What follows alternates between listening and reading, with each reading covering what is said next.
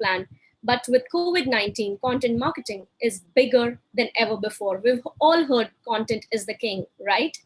With mainstream marketing coming to a grinding halt, content continues to play a pivotal role in ensuring brand salience. The Content Jam is half-day content marketing conference where brand leaders engage in interesting discussions and share their brand journey through these rough times. Now, this is a great platform for you to learn of the latest content marketing trends, interact with industry leaders, and also track what competition is doing. Without further ado, ladies and gentlemen, I would like to introduce you to our first speaker, who is going to give us a case study of Fevicreel crafting memories. He is the CEO of Consumer Products Pidilite Industries, Mr. Shantanu Bhanja. A very warm welcome to you, sir. Hi there. Hello, sir. It's wonderful to be on this webinar in this forum where one can speak about how to rediscover one more facet of marketing beyond the traditional advertising, beyond the traditional ways of connecting to consumers. And it's so relevant. Am I visible? Absolutely, sir. So, sir, I'm going to go off the screen and leave the screen to you for all our viewers to hear your case study. Perfect. Thank you. And so it is a great time, as I was saying, to connect with consumers in a content environment rather than the usual or beyond just the usual content, usual way of marketing, which is through the products that we advertise, through the products that we do a lot of sell about. This is really getting into the consumer's life with content and therefore directly engaging with consumers. It's something that I have personally believed in a very, very deep way for a very long time.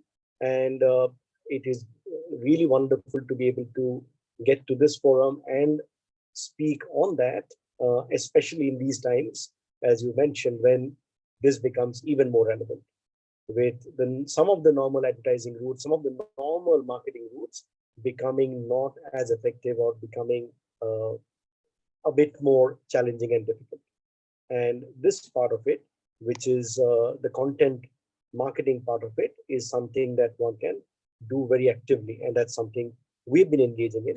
So what I wanted to do today is dwell a bit on what we have done, dwell a bit on some of the learnings that we have had, and what I believe are fundamental principles of doing content marketing.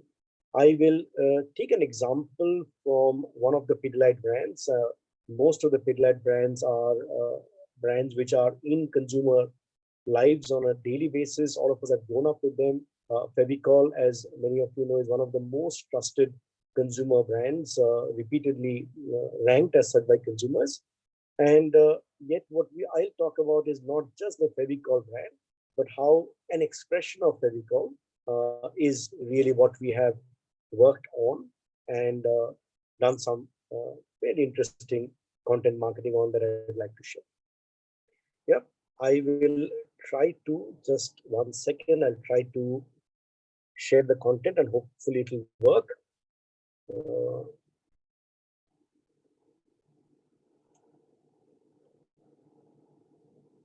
I am having a little bit of difficulty here.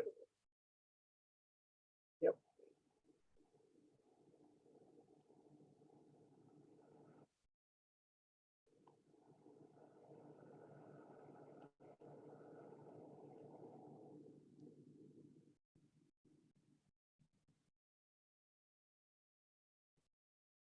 Just give me a second.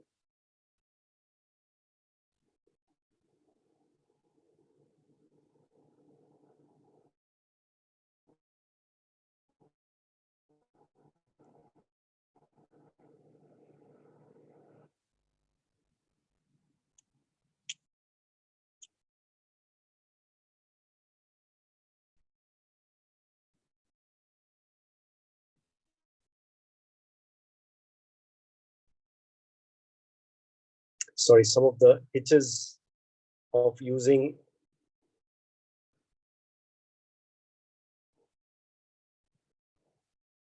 Yes, it should be now visible.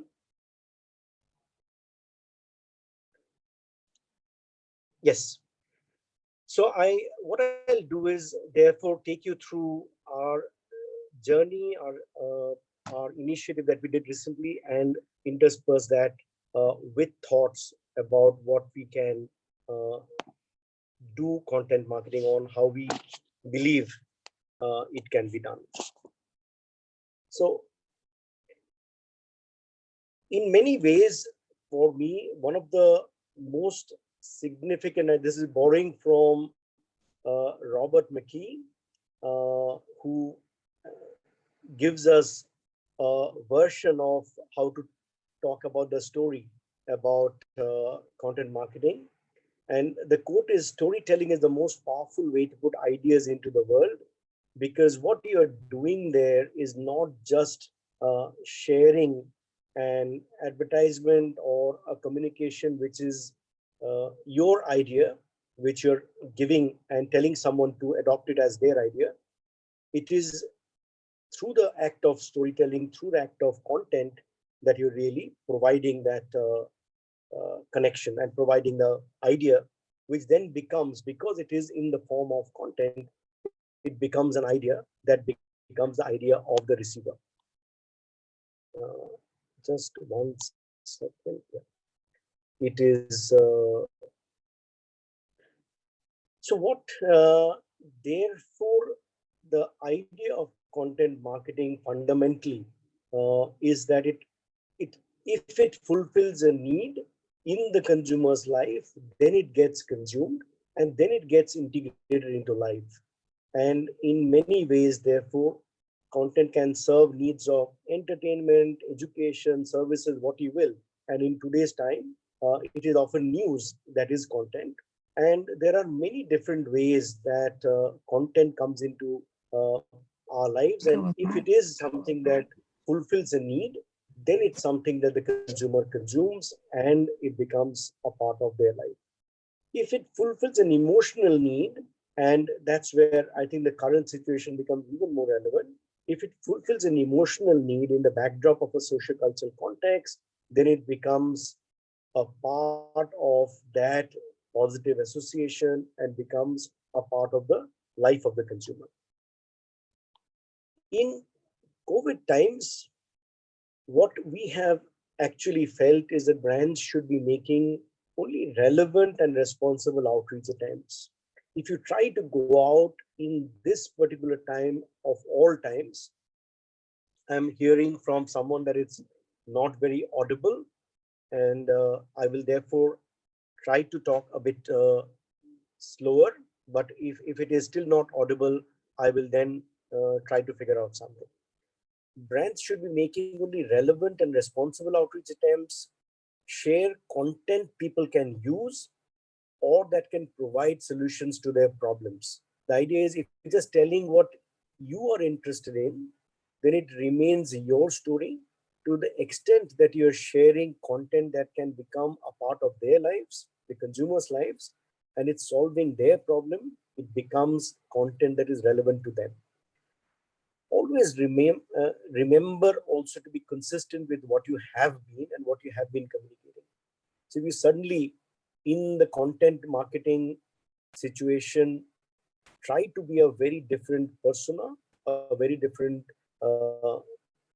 individual from what you have been in all your other communication, all your other touch points, then it creates a friction, then it creates a delineation from the consumer who doesn't recognize your brand, and your brand messaging also and the brand relationship also doesn't get built up. And be restrained. Don't really rush to clamber about the momentum marketing thing. Everyone is doing something, so let me also do the same. Try to be different, try to be relevant, and yet try to be different in your communications. As in everything else, when you're speaking to a friend, you speak to them about what is relevant to that person, so that person finds your content relevant and then accepts it because it is a story that she wants to listen to. And then if we talk about the current context, it's a time of uncertainty, it's a time of anxiety. We're all stuck together in the house. And especially for a lot of us, anyone who is a young child, we know that for them it's the hardest. Many of us are still working from home. Many of us are still involved in the many things that we are doing. We are able to manage our time better. But for the child, it is often a very, very cruel time. They're not out playing. They're not able to go out and do things that they want to do. And therefore, it is a time when children are very, very anxious. They're often in our hair. They're really clamoring for attention. And yet, as a parent, I have limited resources because I'm also stuck in the house. And that is the context in which we conceived of our initiative. And I'll come to it in a moment. But we said, can I provide a platform that helps the parent spend time in a memorable way with the child, and that will be remembered for a very, very long time? The brand that we worked on is really a platform that is called FeviCreate. As I said, it is from the context of Fevicol. The FeviCreate brand, if you were to call it the platform, is one that provides art and craft content to both schools and parents in order to inculcate creativity in children. And we said this is the time that children have the most time to be creative. This is the time that they have the most need to get busy with various things. This is a time when parents have the most need to be able to engage with their children. And how can we do that? How can we help them be creative with many different products, art and craft products like Fevicol, MR, Fevistick, Rangila, Fevicryl, many of our brands. But beyond that, the core idea of how can we get them to become engaged in creativity, in the pursuit of creativity. The initiative itself that we designed was to spend time with children by the parent by engaging in fun crafting activities to create happy memories. And the insight that we took out, that we worked on for this, was that it is either a time when you look back on with a lot of uh, animosity, with a lot of negative thoughts, that this is the time when we're all stuck in the house, this is the time when we couldn't go out, this is the time that I couldn't go out and shop for the things I wanted, play in the play field, or all of that. Or this could be treated as a time when I created happy memories with my children. And that was the positive way of choosing to remember the lockdown. And we partnered with Momspresso, a platform for mothers for whom this content really mattered. Because every mother that we spoke to in this period talked about the fact that they would like to keep their children busy, talked about the fact that they would like to actually create uh, some shared time with their children, and yet they didn't want them to be just stuck with a television, just stuck with an iPad or something like that. They wanted their children to be something, to have some time where they could relate together and create happy memories. So we moved on from there to say, let's create a crafting memories challenge. And this would be a challenge to say that India is crafting memories. Mothers and children, fathers and children were spending time together, creating memories, crafting memories. Are you? And that was the core thought. And how could we as a brand, instigate you, drive you uh, into crafting memories, spending time together and doing things with your children? And how could we, beyond that, help you actually make the actual uh, content creation with your child possible? So first of all was seeding the thought and making it viral through content made by influencers, both big and small. So everyone from Shilpa Shetty to Ran Vijay, Neha Dhupia, they were some of the influencers who were mothers of young kids themselves, who were actually feeling the pain themselves of not being able to give let their children have the normal time that they did. And they came on board very, very happily. They found their Fevicol bottle from the bottom shelf or wherever their child's school bag was, and they gifted us some beautiful videos of themselves as parents playing with their children and making new crafting memories. It was not just the beautiful things that they made, it was the craft, it was the memory that they were creating with the children. So that's how it started. That's how it went really viral. And therefore, they were all able to actually share this in a very positive way that other parents along the line could actually receive the content and felt that it talked to them. And overwhelmingly, we got back the message that this is something that I could do as well. This is something that I would love to do as well. And then we backed it up with creating daily live sessions with experts to help parents with easy to make crafts with items lying around the home. We recognized that every mother wanted to do things with their children. Many of them were not expert in doing crafts. Many of them didn't have a lot of craft items around their house.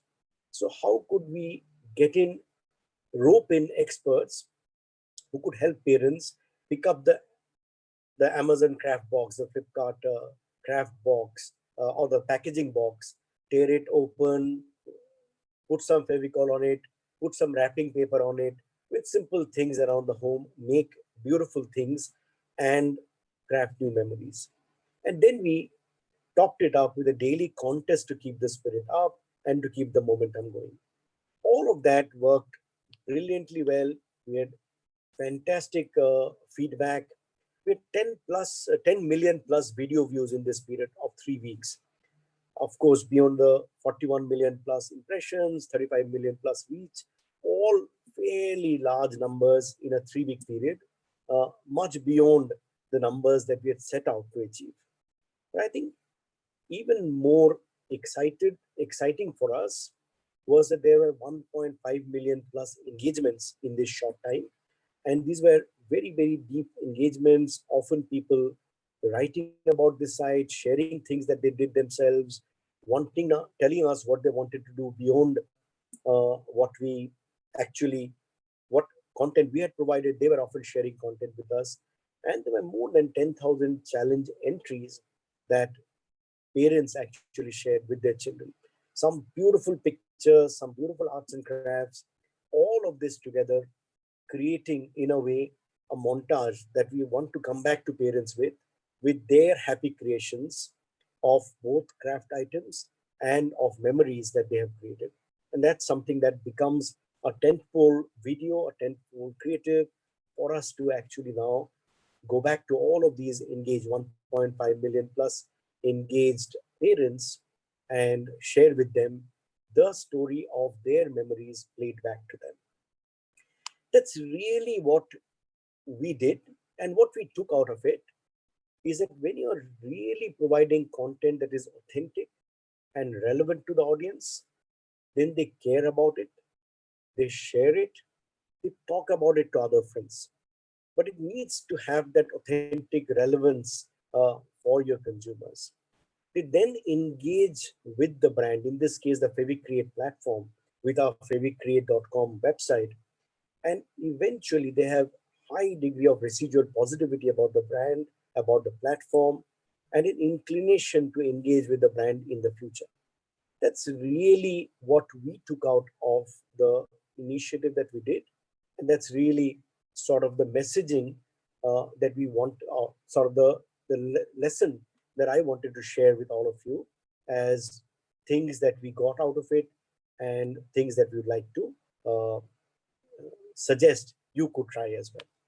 That's really all that I wanted to share to start with on the theme of content marketing. And on, therefore, back to you. And therefore, we can then move to the panel who I know are available, already logged in and ready to engage with you. Thank you. Thank you so much, Mr. Bhanja, for that wonderful presentation. We're now moving to our panel discussion very quickly, which will talk about content marketing, staying relevant, sensitive, and true in current times, how to create content without overdoing the COVID-19. Purpose-driven content marketing is actually the need of the hour. So how do brands stay relevant in times of prices? These are some of the questions that our panel will discuss, and Mr. Bhanja will be chairing the session, so I request you to please stay online, sir, while I introduce our panelist for the discussion, Mr. Sharad Somani, Head Marketing South Asia and Indochina Western Union. Very warm welcome, sir. Hi. Our next panelist, Sudhanshu Nagpal, Head Biscuits Category, Mondelez India Private Limited. Warm welcome to you too. Hi, everyone. Hi. I'd like to welcome Neliswa Nukani, Hub Head, Middle East, India, Southeast Asia, South African Tourism. Warm welcome to you. Thank you, Molweni. Namaste to all of us, to all of you. Namaste to you too. Krishna Rao, Senior Category Head, Parle Products. Welcome to you too, sir. Hi. Thank you so much. Hello, everyone. And namaste. And last but not the least, Mr. Ajay Mehta, Senior Vice President, Content Plus and Mindshare. I'm sorry, we have another panelist, which is Miss Aditi Srivastava, co-founder Pocket Aces. So a warm welcome to all of you. Hi, everyone. Hello. Hello. Hi, guys. Good to be here. Thank you. And all of you are here, and our viewers are waiting to hear this very important discussion that we have in store for everybody. So, Mr. Bhanja, I'd like you to take the discussion forward. Sure. Lovely. Thank you very much, Hetty. I think all of us are people who are interested and actively engaged in content marketing. And in these times, there is a natural tendency, as you know, I was also sharing, to jump onto the bandwagon and do therefore something which is very, very actively, overtly, this is COVID and this is how you should deal with this. How have each of you, it would be wonderful to know from each of you, how have you tried to use the context without overplaying the context? And that's something that is therefore keeping the background and not yet making it just all about COVID. And we could start with it alphabetically or in whichever way you want. Aditi, in either way, you'd be the first panelist we'd go to and hear from you. Great. Thank you so much, Shantanu, and a really good presentation. Good to be here with everyone. So, this is a really good question. And I think going into the lockdown, we were doing a lot of planning on the content front with our writers in terms of how do we change around the scripts, right, of the content that we have planned for the time being. So not only was it how do we change around to shoot differently, because obviously that's a reality that we're all living in terms of production, but also how do we change around to be more empathetic with what people are currently going through.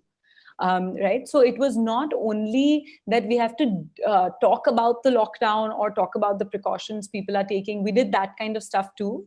So with YouTube and with Facebook, we ran some campaigns on precautions that people have to take and protect themselves, etc. But the bigger emphasis was on if life for our audience members has changed and our content is always relatable, how can we relate to how they're operating and feeling at this time and what they're going through? So we would continue to tell the stories as it is. So if we were telling the stories of how people are working from home or studying at home or how people are dating, the lockdown would be more of a reality in terms of a background and a backdrop to the detailing of the stories. But at the end of the day, the stories are similar everyday life stories that we tell on our channels of Filter Copy, Dice Media, Gobble, etc. That's great. Yes. Yeah. Ajay, coming to you alphabetically in a way, tell us what your thoughts are. You've been working with multiple clients, I'm sure, at this time. How do they pick it up? Yeah, so how do you advise them? Yeah, I quite agree with actually Aditi and what she said in terms of the production and the challenges we're facing currently in terms of shoots, etc. But what has also happened is that it's opened a whole new sort of opportunity for doing a lot of work through influencers. I mean, that's a huge sort of a spike we've seen in the last 2 months, and maybe Aditi also might agree to that because she's in a similar sort of a business line. But a lot of the work that's coming out is, home produced, self-shot sort of videos, content that we don't have an option to go out there and shoot. But and the good thing is the brands are understanding that problem. They get that the quality is going to be not top notch. So that's more from a production, from a execution standpoint. But what we've also seen is there are a lot of stories floating around on social. Like if you look at what people are saying, the opinions, real life stories. I think there's a lot of content that brands can actually latch onto and create engaging sort of conversations with their audiences. And yeah, just to sum it up, we've seen a huge traction, especially on social. Yeah. So while there's a lot of work that's happening on television as well, on news channels, but primarily all the work that we've done is mainly on the social space. Wonderful, wonderful. Krishna Rao, any thoughts on you to build on this? Yeah, so I quite agree actually. So in the times where creating content or production is a challenge, is where we were also contemplating as to what is to be done. And as we had a discussion with our creative partners, that is when we sort of came up with an idea of actually creating a mashup of all our previously shot high resolution advertisements, and we thought of weaving them all together and stitching them together to talk about the current situation. So where we talked about like let's catch up with life. And I think that actually, honestly speaking, that was predominantly conceived and made for only digital. But as we really found it to be very, very good content, is when we felt, why don't we put this on television as well? And I think we ensured that it was not really very, very overt yet to the point, and actually telling all our consumers that this is the time to actually catch up with your near and dear ones. This was a really good time. And yeah, so that's how we sort of ensured that it was not really out of context completely. Correct, correct. Neliswa, how would you have used this time as a backdrop rather than as a core content itself? Anything you want to share? You're on mute, Neliswa. Thank you. This is quite trying times for us. So we're quite an emotive brand. Travel is very emotional. It's very people driven. As the first case in South Africa landed, believe it or not, we had a group of Indian tour operators that I was hosting. We center our belief as a country, as a destination, on what we say, umtu gumtu ngabantu. In English, translated loosely, we are who we are because of others. So when this happened, it allowed us to literally stop, pause, reach to our inner sense, and then say, what is the change that that's coming? We were in the middle of launching a campaign. We took our funding and we put firstly South Africans, not because Indians come second. We took our budgets and we gave it to the small, medium enterprises. All of it, globally as a destination. Secondly, we realized the consumer is key. There is going to be agitation, there is going to be fear, there is going to be panic, and we regrouped together with our strategic partners and said, we need to understand the thought process fast. We need to be responsive. We need to be diligent. We need to stop with the selling, and we need to stop the opulence of saying we are the, and say, who are we? What can we add to yours? How can we address your agitation, your fears, so that we understand the evolving expectation that's going to come out of it? So we then decided digital is the platform, no overkill in terms of advertising. We started talking to our consumer. We started talking to our partner, because once you talk to people and reach them on their core level, it's better. We removed the sales and beneficiation for humanity and Ubuntu.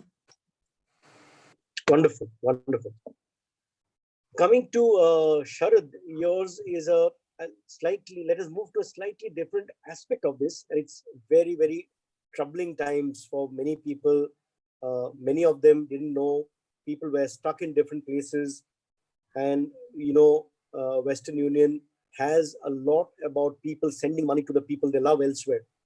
And how important in this context did you think empathy was, and how do brands work to it? And that will be a question wonderfully appropriate for Sudhanshu as well, a brand which is built completely on consumer empathy.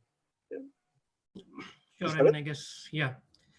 Shantanu, I guess it's a good segue and connect with the brand. I mean, so as a brand, I mean, we are a 170-year-old brand. We are among the top first 10 brands which were ever listed on the New York Stock Exchange. So you're absolutely right. I mean, purpose is built into the DNA of our brand, and at the core of it, I mean, we exist because people move. And if we look at it from that perspective, I mean, this whole I would say the pandemic actually had put into question mark the core purpose of the business itself. But at the same time, I mean, we are a service business, like unlike I mean, product kind of brands, which sort of, I mean, almost stopped operating. I mean, for a brand like us, it was even more important to be relevant to the customers at this point of time, and to ensure that we were still available to provide our services to them. But could we provide services to them in the same way that we were doing before? Probably not, because even our retail footprint was closed. So what we did, I mean, from consciously as a brand perspective, I mean, while from the CSR activity perspective, we did a lot of things around COVID, but when it came to brand related messaging, we stayed away from references to COVID, I would say directly, but we rather focused on what customer wants during this time, right? While pandemic is there, but still there is a need for the customer to send money. I mean, there are, I mean, families survive on the money which is being sent to them during these times. So what we did, I mean, we essentially launched a lot of content which was around the services as well, which were specific during this time. So we saw a huge traction, for example, for our digital services, where people didn't have to move out of their home, and they could just send money sitting from their home. So our content actually changed around it. I mean, while our visuals used to be uh, around people moving around with let's say mobile in their hand or anywhere. I mean, our communication used to be wherever you are, you can still send money. That changed to send money from the comfort of your home, because that's what was relevant at this point of time, right? And from the visuals perspective, I mean, as a brand, given that we operate in so many countries, we never had too much of live, I would say, photography or visuals as part of our platform. We always have illustrations as part of our platform, so that helped us a lot in this time as well, because illustrations we could still work with during these trying times as well. And we launched a lot of services. Like I said, I mean, in Sri Lanka, for example, we launched the home delivery service because there was a lockdown. Customer could not get out of their home. So we said, no problem. We will reach out to you. We will ensure that money will reach you. Although, you would not be able to walk into our location. In some of other markets, for example, in Thailand, we launched something we call as a digital location. The whole again, I mean, the whole concept there was that, I mean, you have to actually do a physical KYC every time you receive a money. But since even there was a lockdown in Thailand until, let's say, 2 weeks back, 17th was when it was relaxed there. So we said to them that no worries. I mean, you call us, provide us your KYC documents digitally, right? And we will transfer money directly into your bank account, rather than, I mean, you coming and picking it up in cash. So all in all, I mean, our content was more around the fact, what does the customer need at this point of time? Because we cannot shut down. We need to be open, and we need to continue to provide our services to them. So we launched a lot of services, and our entire content from the brand perspective was revolving around that. I mean, as a brand, I would say I would have worked in this 2 months more than I would have worked last 2 years, given the space that we are in. Yeah, I think all of us can relate to that. And I think one of the things we'll come back to, which you mentioned, is you adapted both the content and the products to the context. Absolutely. And you chose the right content and the product, and the two have to work together. Sudhanshu, over to you. With a hugely emotive brand, which we all consumed a lot of to sort of drown our sorrows in these times? Tell us. Absolutely. I think I fully resonate with everyone, what they have said so far, and especially what Sharad and Lispa was talking about. I think it boils down to, the debate is interesting one, whether brands should use COVID as a means to repurpose their messaging or not. I think it boils down to the fact, is there a unique point of view, or is there a unique role which you can play to create a little bit more meaning and value in consumer life? I think if answer is yes, then you should. Because at the end of the day, brands, what we offer, what we say is in the service of meeting consumer needs. We can't operate in silos. And if our messaging and our offer is not in sync with the changing reality, I think we will not succeed. So it's important to ask yourself a question, whether you, as a brand, we have some unique point of view or a unique offering which we can provide, which can add value to consumers. So it boils down to go back to consumer and what's happening with their life. I think the second filter, which is also very critical, I believe, and the way we are thinking about for our brands, whatever we do needs to be consistent with what your brand core DNA is, what you stand Absolutely. for. So it's a kind of, you need to find an overlap, what your brand stands for, what's your core DNA, what's your consumer today needs, and is there a meaningful value you can create? I think that's how there are two filters to it, the way we are thinking about it. And if the answer is yes, then we should definitely go ahead and participate. I mean, I'll give you some example, from Mondelez portfolio today. 3 brands, very different, core purpose, very different way they are repurposing campaigns. So Cadbury Dairy Milk, it's a brand which it's one of the most trusted brand in the country. Stands for, I mean, generosity is the proposition which brand has been propagating for last 2 years. Which is about celebrating the goodness within. Now, in times of this crisis, the whole aspect about, there are heroes around us who are fighting this battle. There are heroes which are making sure that our day-to-day lives are going on. And as a brand, we came up with a campaign which is a thank you campaign, where the brand has really, changed the brand name. Instead of a Dairy Milk, we have put thank you on the brand packaging, and that too in 7-8 different languages. I think it's in the pursuit of creating value. I mean, there is positivity required, and brand, people are seeking that, and can brand be that change agent? And I mean, that's one example how it's manifesting. On the other hand, if you look at 5-star, which is a little more cool, huge centric, more a little irreverent, and the whole proposition has been around do nothing. Now that's a very wacky proposition. Only youth can relate to. People like us might be, what is it? I mean, they pivoted and came up with do nothing outside challenge. So very interestingly, they pivot their campaign and what they stand for, and in the spirit of creating meaning in the current context. And again, brand curated a lot of light, fun content with use of influencers, and retain the whole persona which 5-star stand for. So I think there is an interesting balance to be strike here. I mean, if brand doesn't have a unique point of view which can create value, then probably it's better to stay away from jumping into, because I think it can also do more damage to brand if there is not. I think it's a very good point, and it actually sort of allows us to segue back to Aditi and Ajay, who interact with many brands. How do you tell some of your clients that if you were to do something, do it if you have something different to say, something relatable and relevant now to say, much like Sudhanshu was saying, have something relevant, then you engage now, or else no point. This is not the best of times to engage. Or how do you help them discover that unique situation? Either of you, and then both of you. Ajit, you want to go first? You can go first, or I can. Either way is fine.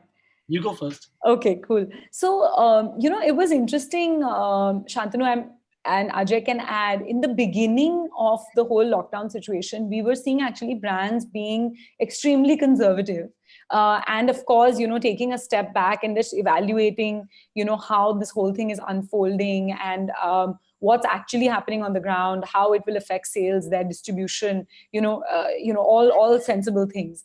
And so I think our role at that time as like their content kind of advisors and people who enable them to connect with the end audience was just telling them what the audience is thinking, feeling, and telling us, right? So I mean, we reach about 50 million people on a weekly basis, and we're talking to them, right, in comments, we're talking to them in DMs.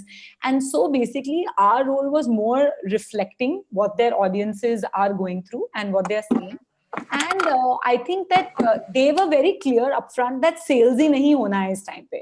I think everyone was very clear ki we should not look ad-like, we should not look like Sharad and Sudhanshu rightly said, like we're taking advantage of the situation, right, at this time. And so for us, it was kind of walking them through the entire process about how could we get their messaging, also, sort of repurpose the messaging like Sudhanshu was talking about to suit this time to the audiences. So that was basically, how it was in the beginning. I think now a lot of brands have gotten very comfortable, with, they also have their plans, what they want to do. They have their Q1, Q2 plans, and they've gotten very comfortable with what their stance is during the lockdown. I think a few of them have gotten bold as well. We also have brands who are saying, rightly as Sudhanshu said, that, we can continue with our own messaging, our original messaging, as long as it's being empathetic to the current scenario, but we're not changing the messaging. So I think authenticity and empathy are the main things that the audience is really, really appreciating right now. And also, like you talked about, the whole craft campaign, UGC is a big thing right now because people have time, they're at home, right? So we also encourage a lot of brands to try the UGC route, which otherwise would not have. And one of the big positives was that, decision making was actually much faster in this COVID period than it has ever been. Like even when we were working with brands, for example, we did a campaign with Bumble and actually Cadbury Dairy Milk Silk together. And we created a whole series from start to end during the lockdown. It's called First. We created a season 2 for it. And Bumble permissions, go aheads from the headquarters came in record time, right? It's just things are much faster. Brands are also a lot more open right now to tell us, okay, this is the monies we have to spend. So let's build a full plan together. These kind of things are not very common. They don't, volunteer this kind of information in usual times. But I think one CMO said it really well in one of my meetings. He said, Abhi, CMO, brand manager or agency or creator ke beech koi difference nahi hai. We are all working so closely together to really encourage people and win this, right? So I think that's a fantastic point, and I'm sure we'll come back to it. A lot of brand decisions were taken on screens like this. 5-6 brand managers, CMOs, agencies, content creators coming together. And suddenly there is no hierarchy. You're all a box and you're all willing to share. You're all driven by one particular goal. And then you just make it happen. You think while you are stuck in that box, you are thinking out of the box and making things happen. It was, I think, for many of us, really big experiences. Sorry, Ajay. Yeah, so no, I agree with what Sharad said, and even Sudhanshu, and in some parts, everyone is speaking about that. See, there's this whole language that we keep saying, brand do versus brand speak, right? I mean, we hear it, with Unilever, when you work with them, it's time and again, you keep hearing that from a purpose lens, yeah? I think this is the right time for brands to actually get out there and drive their proposition and their space in a manner where they don't come across as opportunistic, right? Because there are some pieces of work that we've seen recently which you'll be like, wow, why would they do that? But the more and more I see, and what Aditi's mentioned, in the first part of COVID, we did see brands saying, the whole sentiment of budget cuts, etc. I mean, that's a reality. But come around and said that let's engage with our audience in a manner that we should. So whether it's, a brand like Brew talking about Dalgona coffee and riding that wave on social, or whether it's Lifebuoy, latching on a TikTok and doing a hand wash sort of a challenge. So I think there are ways and means have opened up in terms of reaching out to the audience. without seeming very, like I said, opportunistic. But yeah, I mean, a lot of brands are coming forward now and saying that let's get on to social, let's try and do something, let's try and reach out to them and be relevant in these times without, trying to be too pushy or seem like trying to sell something. For example, we moved the needle from digital to a, like I think Sudhanshu or Sharad mentioned about the whole on-ground piece. How do we reach out to the guy and actually deliver our products? In times like this where migrant workers are actually heading back and there's a huge issue in the whole supply chain and distribution current scenario, we've actually given a solution where we've built, and you would have heard ITC on wheels, and even I think Cadbury is doing something at Yep. there. I mean, you keep seeing that on Instagram. But we've done something where we're now managing to actually deliver products directly to the societies. So it's an RWA sort of a model. You have an app that's built in, and we reach out to the secretary of the building, and even that's something that we built. So the branding is secondary. The primary motive is let's go out there and reach out to consumers and at least let them know that we care in some form or the other. So I think all brands, if you look at it, are trying to do that. Some are getting it right. There are some examples which were quite in that sense I was quite appalled in seeing what they were doing. But yeah, there is opportunity in this sort of a scenario as well. Lovely. Yeah. Krishna Rao, anything you wanted to share about how the brand empathy piece is very relevant, and you all also have done some good work at this time. So if there's something that you'd like to share. Absolutely. So as far as the lockdown is concerned, so actually we were actually stuck for the first since the Janata curfew, and 22nd, 23rd, 24th, and that is when we felt, okay, I think before we do anything, I think this is the time for us to give something to the society, and that is when we sort of made an announcement of giving 3 crore Parle-G packets to the health workers, to the needy, to the hospitals, etc., through government channels. Yeah. And I think that sort of really created a very, very positive environment, and actually that sort of also motivated the entire channel, I would say, within and outside. So right from our vendors to our factories, to our C&Fs, to our wholesalers, distributors, to most importantly our own staff actually, and there was no sort of going back from there on. Yeah, as far as so one more instance I would want to say, sort of highlight here was when so everyone's been saying that, okay, it should not be really seeming to be very, very opportunistic, but at the same time it's not that we've been communicating this for the first time.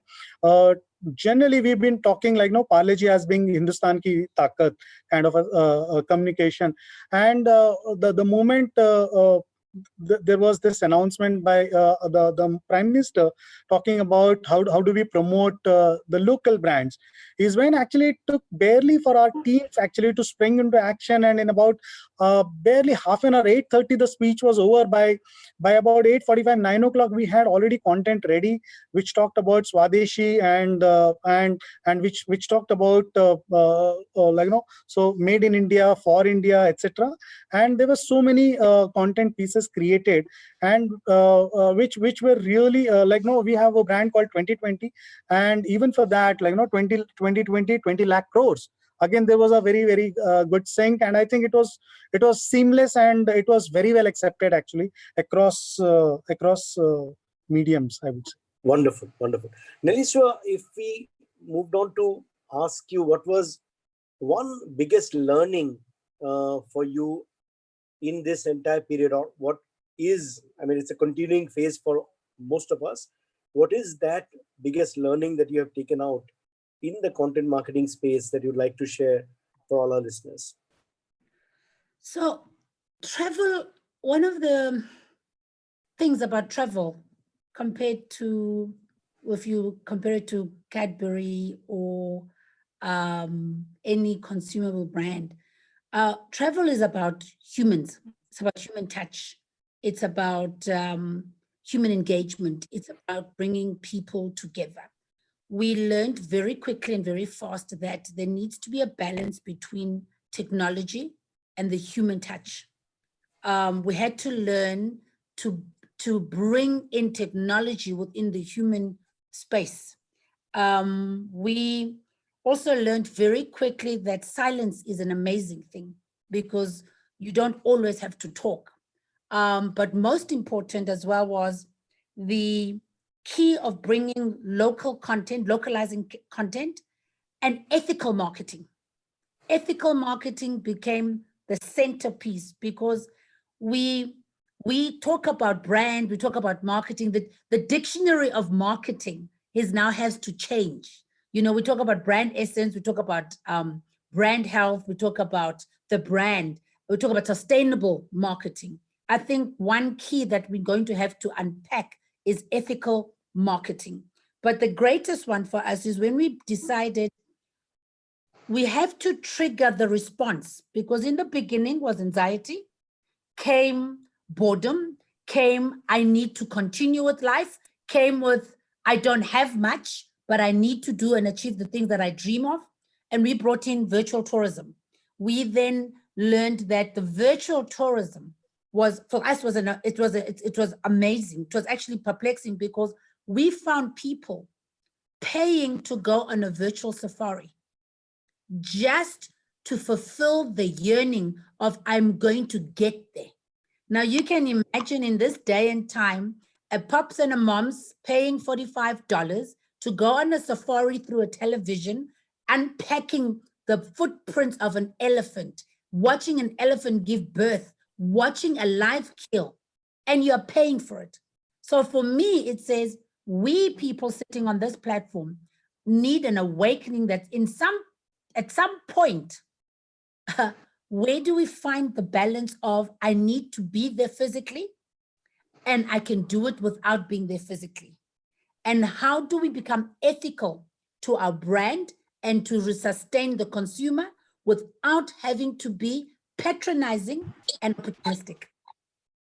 Fantastic words. I think that's therefore a question that we can move on to, and taking inputs from all the other panelists, and we can go to Sharad and take his thoughts on one biggest learning, maybe through one initiative we've done or any other way, or seeing other people, other brands. What is that one single largest learning in the sphere of content marketing that you have taken out? Well, I mean, like I said, while I was talking about the previous question, like, I mean, for us, the whole thought process during this time was that, I mean, if we connect with the consumer through their needs, then rather through a COVID-related communication, I mean, they would in turn would work with us and provide the content that we would require. I'll give one particular example to illustrate this. So 1st of May, as we all know, is Labor Day, right? In this COVID kind of environment, probably we all have forgotten about it. But I mean, we given that, I mean, our core, I would say, businesses around migrants and migrants sending money back home, Yes. be it India, Sri Lanka, wherever. I mean, so that becomes, I would say, critical to our objectives, so to say, right? And we, any which ways, do, I mean, things around those periods. But during this 1st of May,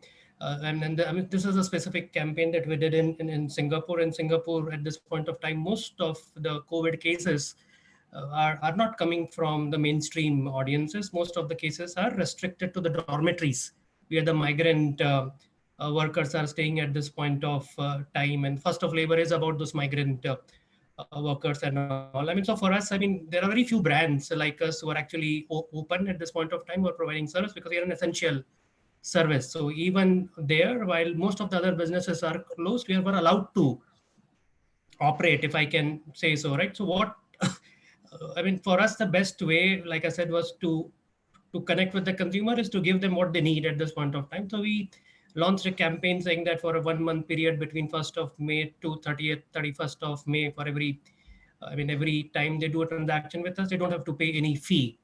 We will do it free of cost for us, whatever the channel might be, whether they want to visit a location or want to do it directly with us. At the same time, we are also working together with our CSR team and seeing how can we help them with their basic necessities in terms of food packets and things like that. But we typically do not promote that part of our activation ever. But what we saw, I mean, since both of this are parallel, there is a brand campaign, there is a CSR campaign running in parallel at the same time, one which is being promoted, other which is being run just because that is not something which we would want to promote about it. But like someone was saying, Aditi, I think this is the time when people are idle, right? So what we saw without we actually doing anything, I mean, there were videos after videos of people, I mean, putting it up on Facebook, on Insta, on TikToks, that how Western Union is helping them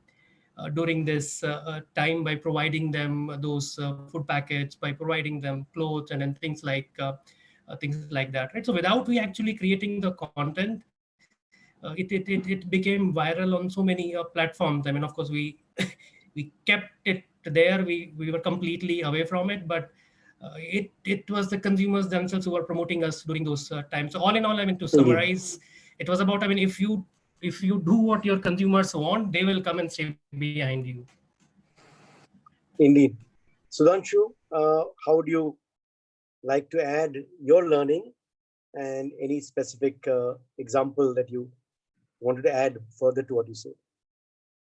So yeah, I think at an overarching level, one very interesting piece, one of our leaders spoke about it. There are no holy cows anymore. Everything is up for change. And this crisis has kind of opened up everything. How we think about doing business, building brands, distribution, everything. So I think that's the one overarching piece which we are keeping in mind. We need to get more agile. The whole change agility and how do you test, learn, adapt. We don't know how future gonna be. So overarchingly, that's one theme which we are trying to build. Getting comfortable with. I think particularly to content marketing, a few things which we did, which we believe are the, for example, Ajay spoke about telling versus doing. Yeah. For the first time, I think we are also realizing, the old ways of brand building, which is, you create some message and put it out there and then, invest behind it, is not the future. So you need to, build brands based on doing, and how do you think about that differently is something which I think is one learning. Aditi spoke about user-generated content. I think that's another piece which we are realizing, is the powerful space. This crisis, we launched what we are calling At Home with Oreo campaign, which was all about creating content which users can use to create playful moments in their home as they're spending more and more time. And one of the big pillar was recipes on that. And I must say, the way that campaign has created results, and one of the numbers I will just quote, and we found that a couple of days back, top 20 YouTube videos on Oreo recipes have gathered close to 2.5 CR views in last 45 days. I mean, it's more than what we could have gathered by investing. So I think user-generated, how do you trigger user-generated content as a way of building brand by doing and not just telling, I think is a big one. And one which is a very exciting one, which our agency partners are not very happy. I think, the way, content is getting generated remotely and good quality content at a much cheaper cost, at a much faster pace. I think the benchmarks are being set, the new normal. So I think how we think about your production when it comes to content marketing, I think this crisis is throwing new ways of working, which can be meaningful going forward. I think fantastic. And Aditi is smiling when you say that. Yes, I saw smiles all the way around. Creative agencies won't be happy because you'll ask for a film for 15 lakhs. But yeah, I guess. Absolutely. 15 lakhs, that's a lot. There's a reason to smile. Yeah. Yeah, no. 50 lakhs is a lot now. Consumers do it for us. No, but joking apart, there was a question that came up also from some of the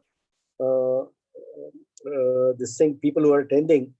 How do we see marketing being changed permanently forever? What are some of the residual impacts of our learnings in this period? And if anyone has a quick thought to share, Sudhanshu already started it off by saying, yes, production costs, etc., will always bring a smile now because there is a very different benchmark Ajay, Aditi, yours answers with your smiles. Tell us a few. So yeah, so I think they're going to be, I mean, I don't know what's going to be done in the future, but these conversations are opening up, right? I mean, we're hearing that, like he said, good quality production, decent production. Like if you see, I saw a Karan Johar video for Godrej that he's done like 2 days back or 3 days back. He's done it pretty well, you know. I mean, he's dyed his hair and he's spoken about the product, and I mean that's as good as a film. You know, you would actually get him in a studio and shoot him and spend like 50 lakhs plus to get him into a TVC. What he's done at home on his own, I'm assuming, is fantastic. Yeah. So it's, you know, the ideas can come from anywhere. I mean, today when you enter any client brainstorming sessions, we know for a fact that it can come from any agency. It could be a PR agency, creative agency, media agency, content agency, influencer agency. They're all sitting there in that room and they have all the options to choose from. But I think going forward, there will be pressure. There will be pressure to deliver in the kind of cost that we've been given because there are budgets dropping. Pressure on delivering in lower cost, higher production. That's going to be another big sort of a question, which I think is going to be burdening for creative agencies for sure, because the real pressure comes onto them to cut down their, you know, the rates and margins and stuff. But see, you mentioned about learnings, you know, so Shantanu, I think everyone touched upon that in some form or the other. I think I read an article this morning that people are thrashing the government, saying that, especially the Maharashtra government, saying that they're not doing enough for the migrant workers and people are falling ill, they're passing out, or, you know, on the way back. But I think the great thing is that look at the number of brands that have come forward here. You know, it's not because they've taken an opportunity to come and sell or promote themselves in this form, but like he said, you know, the distribution of the biscuits or you know, just bringing a smile by sending a Cadbury chocolate to my house, or any other form, whether it's a truck at your doorstep. I think there are so many beautiful ways for the brand to engage and spread the joy in times like these. So that's been a big learning. You know, it's not only about just putting out a post or a video on social or TV. Go out there and do something for the audience and for your consumers who then, you know, this is like the memory structure. This will stay with me forever. You know, I mean, what will stay with me in these times will be for a very long time. You know, so yeah. Yes. Yep. Aditi, you're saying something? Yeah, you know, I was smiling earlier because it's like, I'm so glad to hear these kind of things coming from brands, right? So I think, you know, on digital, it's always been like, you know, economies of scale and super efficient production. You know, when you put out, when you put content out on social, you know, and you want it to spread organically, right? And this has been something we've been preaching for like 5 years, that you don't have to buy views. You know, it has to be super authentic so that people share it and you get huge amount of engagement that way, and that results in real ROI, right? Real conversions, whether it is to a website or app downloads or even, you know, kind of buying a physical product on the ground. So I think it's further efficiencies we have all learned to even do in large products, right? So for example, when we used to have web series sets with, you know, say 70 people, today we have a plan that as soon as lockdown opens, with 30 people, I can go and shoot like a full web series, about 100 minutes of content, right? So I think 100% agree of driving efficiencies and actually better media value because there's organic, highly engaged views, right? I think the another angle I would just like to add, agree with everything that has been said so far, is that people are getting, brands are getting more experimental with different genres of content because though some of those genres are actually easier to do now, are getting a lot of eyeballs from the audience. So one good example is animation, right? So animation has been affected not at all, during COVID. And so I think that is something. So we've started a new animation channel a few months ago, and that is seeing a lot of traction, number one. Number two, gaming. So gaming and esports is something that was already, you know, a big trend last year. It's YouTube's highest growing category. And in this last couple of months of lockdown, it's, you know, the growth rate has increased like crazy. And we see more and more brands, you know, and we've done something with Oreo on our gaming app Loco. More and more brands really opening up to these categories. Infotainment is another one, which really hasn't taken off in a big way in India, as it has, say, in the US. But now it's actually people are seeing that how they can use infotainment to also drive in messaging. So I would say that the efficiencies of scale, the importance of organic performance, and the openness to different formats of content, these are the positive changes, learnings that right. So we are in the sort of last 2-3 minutes of this. Anything that you want to add, Neliswa, which is about an abiding learning? Anything from you, Krishna, on this vocal for local? I think you all have done something around that. Couple of quick snatches, just a minute each would be useful. Anything, Sharad, you would want to add very, very quickly? Krishna, Rao, anything that you would want to? You're on mute. Yeah. I think, yeah. So like I said, so I think the learning. So I'm just trying to relate it. What you said earlier. How is it going to change? I think. So brands' perspective is definitely changing. Say, for example, last year we sort of built a brand, a Rola Cola relaunch, actually only on digital.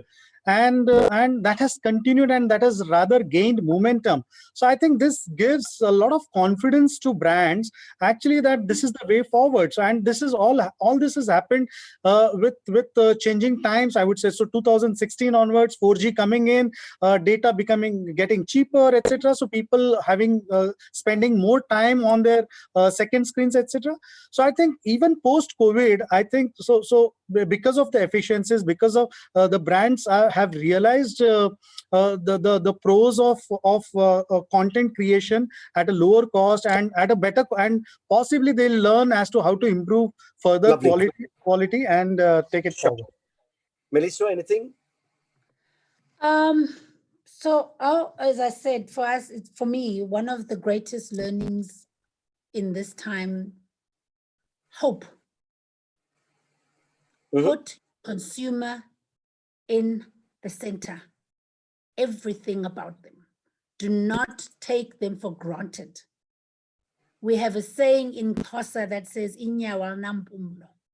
It says your foot does not have a nose, therefore you never know where you're going to end up.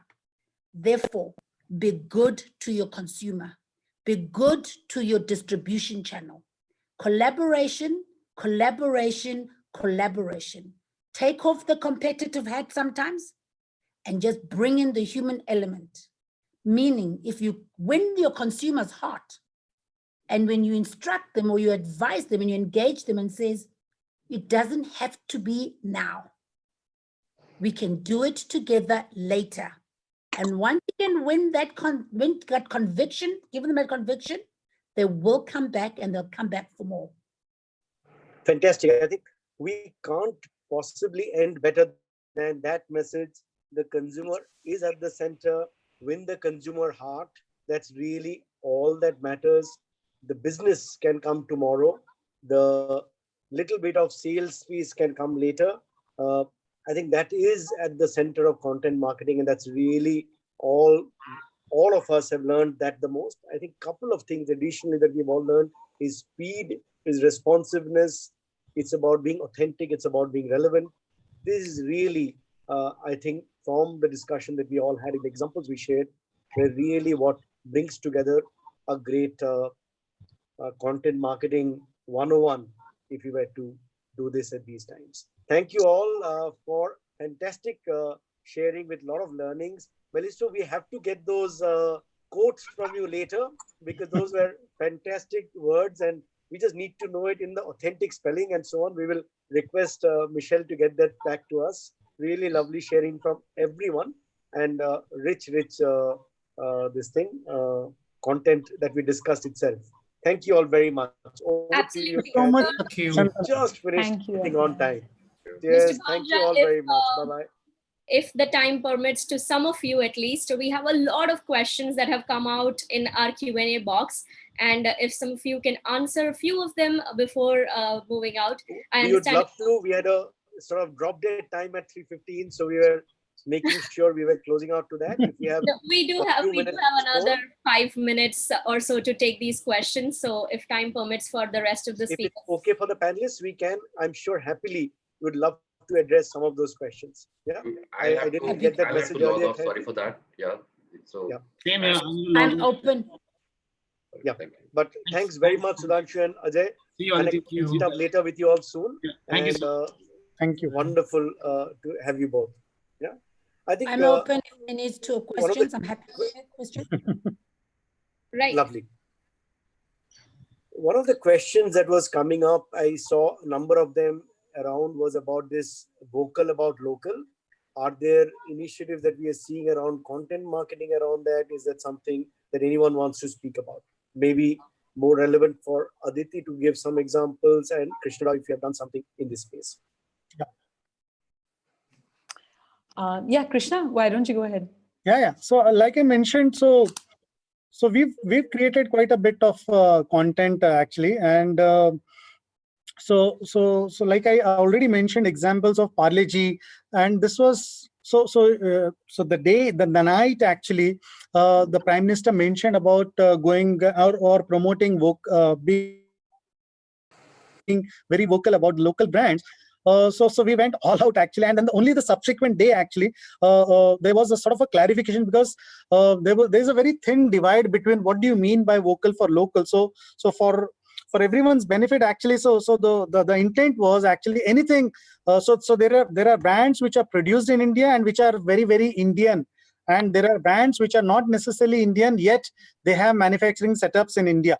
So there are many such brands, and so the government, the entire nation, because it all benefits effectively the nation. So the whole idea was to promote brands which are produced in India, and so the moment this was mentioned, we actually thought this was a fantastic opportunity to tell our consumers the sort of legacy, the Indianness of our brands. While that is important, a bit about like say for example, so vocal for local is very good. I think it will definitely promote a lot of brands which are produced in India. But then at the same time, what happens is in certain categories, possibly so because of there are not any significant brand not being in that category, becomes a challenging proposition. So for example, like cosmetics, for example, so where we do not really have a formidable player, or say handbags, women handbags, so we do not really have a formidable brand. So ultimately, even if you want to buy something Indian, it's not really available. And if you want to go for a luxury automobile, so upwards of 30, 40, 50 lakhs, you don't really have a choice. So that's where we sort of go out. Aditi, anything to add? So interestingly, Shantu, we have not seen a lot of brands, especially wanting to use or leverage this vocal for local in their brand marketing during this time yet. Correct. We actually haven't seen much of that. So. Yeah, and I think a lot of the sense is that we are brand for who we are, rather than just for being where local. We are made. Exactly. Not sort of a handicap that we need to use. It's almost, if I have a strong brand, that's what I want to relate to, rather than just being Indian. Is at least till now, that's what we have seen, perhaps. Yeah. And I think the other question that was coming up, and Aditi, you would be a great person to tell her, between all of these engagements, what should be a benchmark for what would be the paid versus what would be the natural, authenticity driven, organic, this thing driven by authenticity? Any benchmarks that you would set? Yeah, so I think, Shantanu, in this case, I mean, what I would say is that it's a ratio, right? So you have to see as a percentage, of what is paid and what is organic. So I think one good way to actually when you see a piece of content, to determine how organic it is, to look at, depending on the platform you're using. Say, I'll give an example of YouTube. You can look at the number of views versus like the comments the like and dislike ratio and things like that. So for example, if it's very organic, you should have a like to dislike ratio of over 20, and you should have like an engagement rate of at least over 2%, I would say. And then the way to calculate engagement rate simply would just be comments plus likes minus dislikes divided by views, right? And if you see if something is heavily paid, then you will see that those numbers will really fall. I think at a time like this, it's okay to seed, right? The CPMs are really low, so there's a very it's very tempting to put money on something, and it's okay to seed it as long as you're seeding a piece of content with a little bit of money in the right target audience. But once you have done the seeding, you need to let it grow organically. You need to design something in a way that those people are going to share or tag somebody or comment or spread it to their friends. And so in general, what we would recommend is it should be 80% organic to get high ROI out for your brand, in terms of the call to action and in terms of the actual, residual impact. Residual impact. Fantastic. I think all of these are very useful metrics for any of us who are doing it and all the people who are listening. Melissa, I think your campaign, the South African tourism campaign of going in live, caught people's imagination, and therefore I saw it in so many of my WhatsApp groups, for example, being shared by people. And that's really when you're trying to authentically make something available for people. That's really something that takes its own legs or gathers its own speed and wind, therefore, behind the scenes. So that great example of that. And that reminds us, many of us are going to eye South Africa as a tourism spot as well. You really made it exciting for all of us even more today. And again, now, Kathy, handing it over back to you. Wonderful sharing from all the panelists. I think we had a really engaging time talking about something you all enjoy very much in an authentic manner for people who believe in it. There is one specific question that has come up, which is for Neliswa, which is about ethical marketing that you spoke about. They're saying it's not a small word, and thanks for talking about it. If every brand rethinks about ethical marketing, the consumer would feel better and the world possibly would be a nicer place. Their specific question is about what is the future of travel and tourism post-COVID? Yes. Oh, we are in such a we're in a precarious situation as travelers. I said the other day to an interview that I was addressing that it's a combination of I am a traveler. I am now coming back home to India. What I pack in my suitcase that will not endanger just my journey to the airport? What do I pack in my suitcase? What do I unpack at home when I get back to Mumbai? And what do I discard that is going to be environmentally friendly? The future of South Africa, the future for travel is going to be really dependent on what the consumer wants. Again, in Lebe, we have to listen to the consumer, understand the thought process.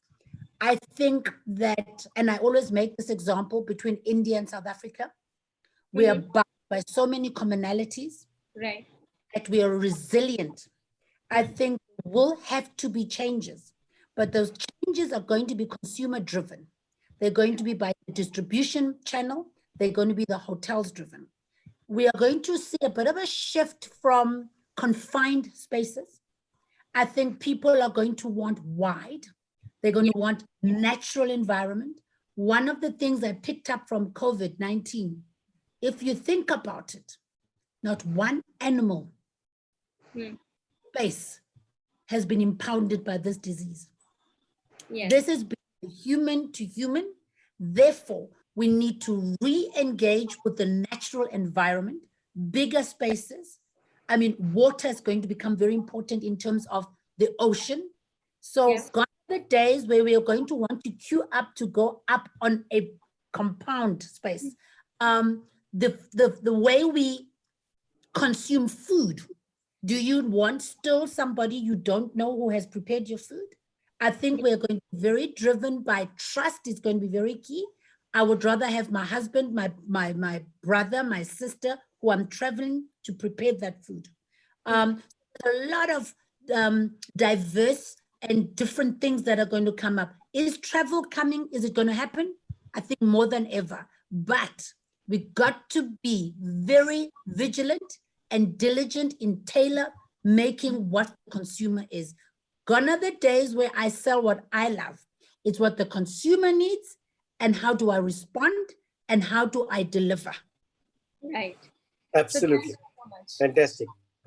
On that note, I think we will end our panel. There are lots of very, very engaging and good discussions. Thanks so much.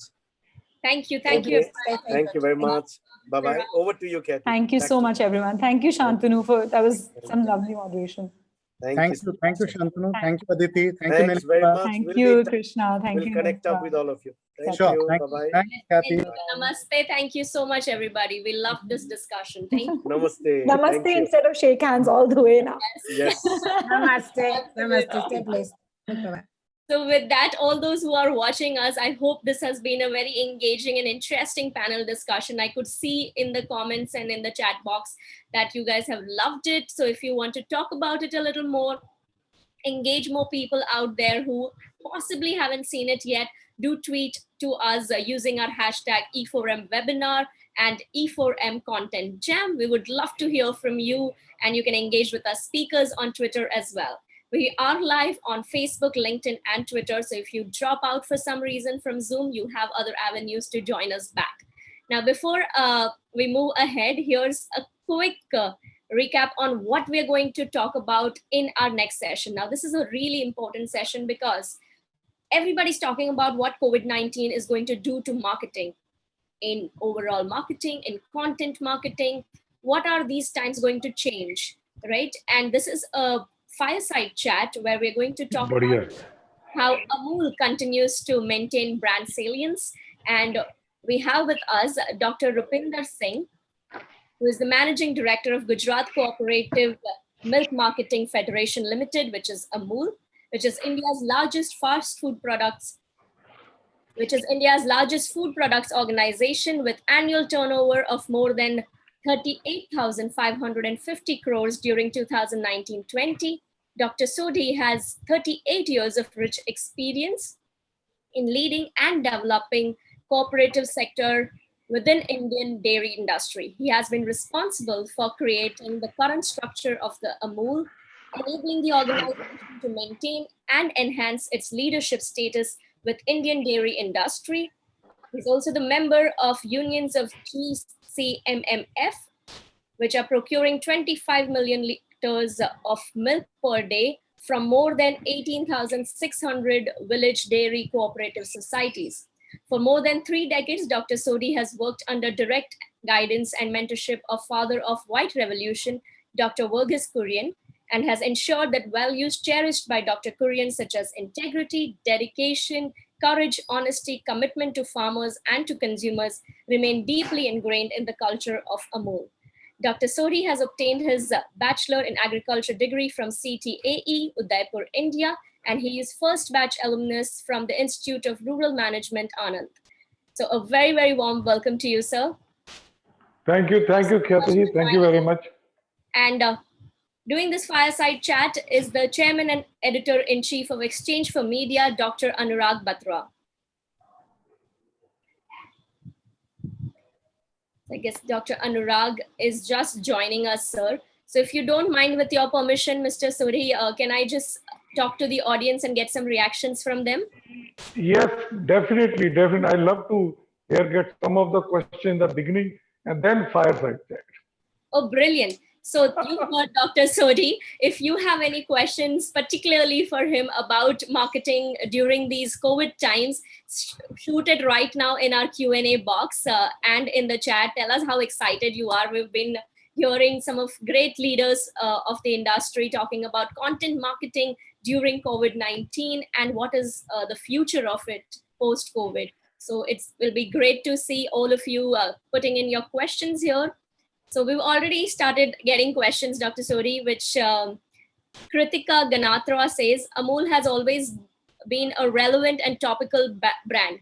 How is marketing in the current scenario different for Amul?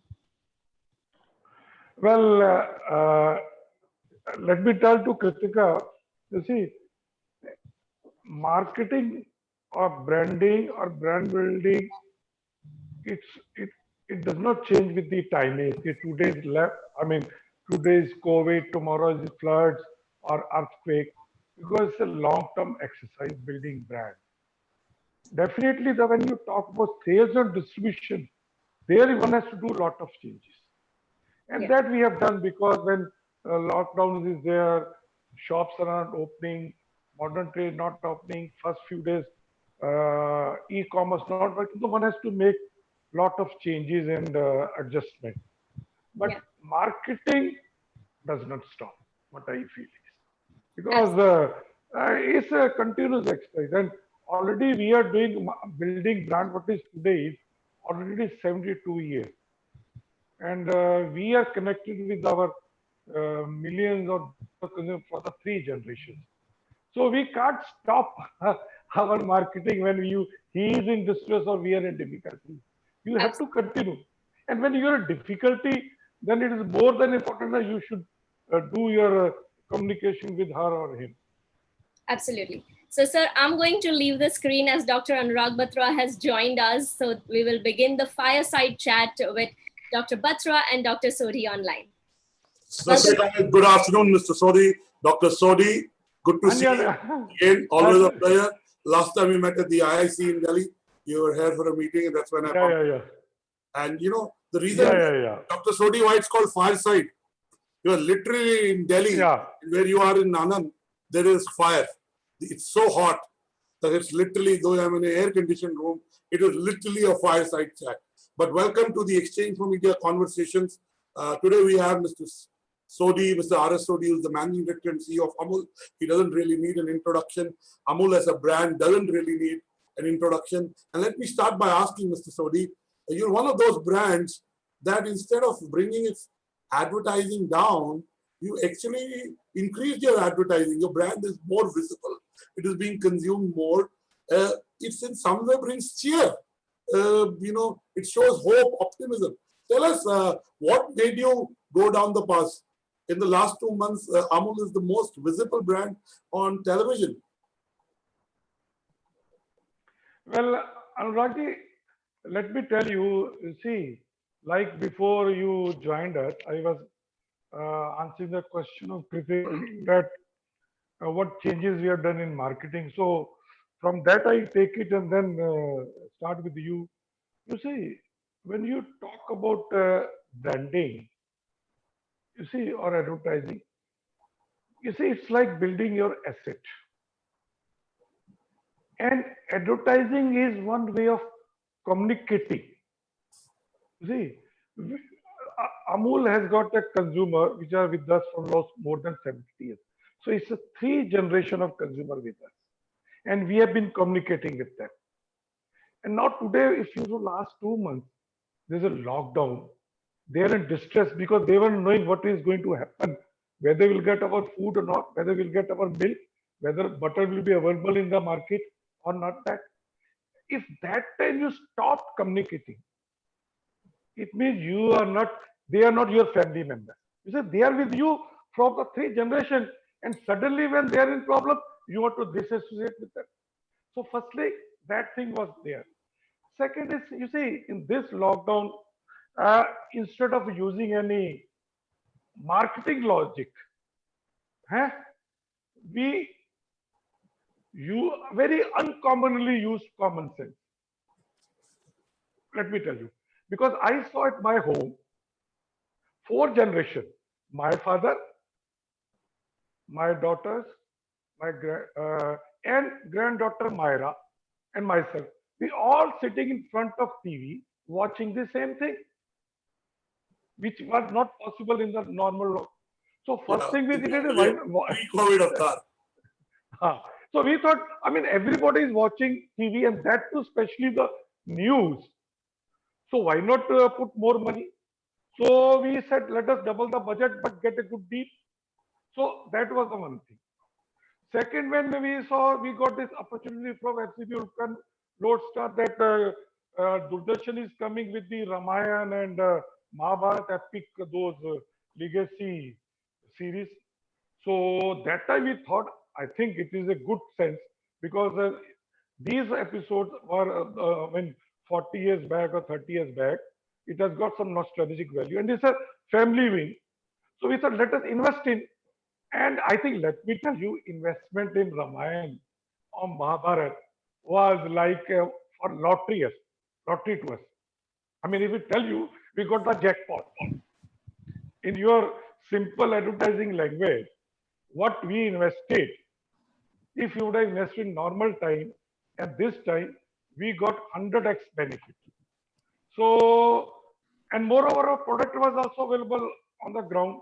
So we got a dual benefit, brand building with a very small portion of the expense and also the availability of product so consumer could connect with it.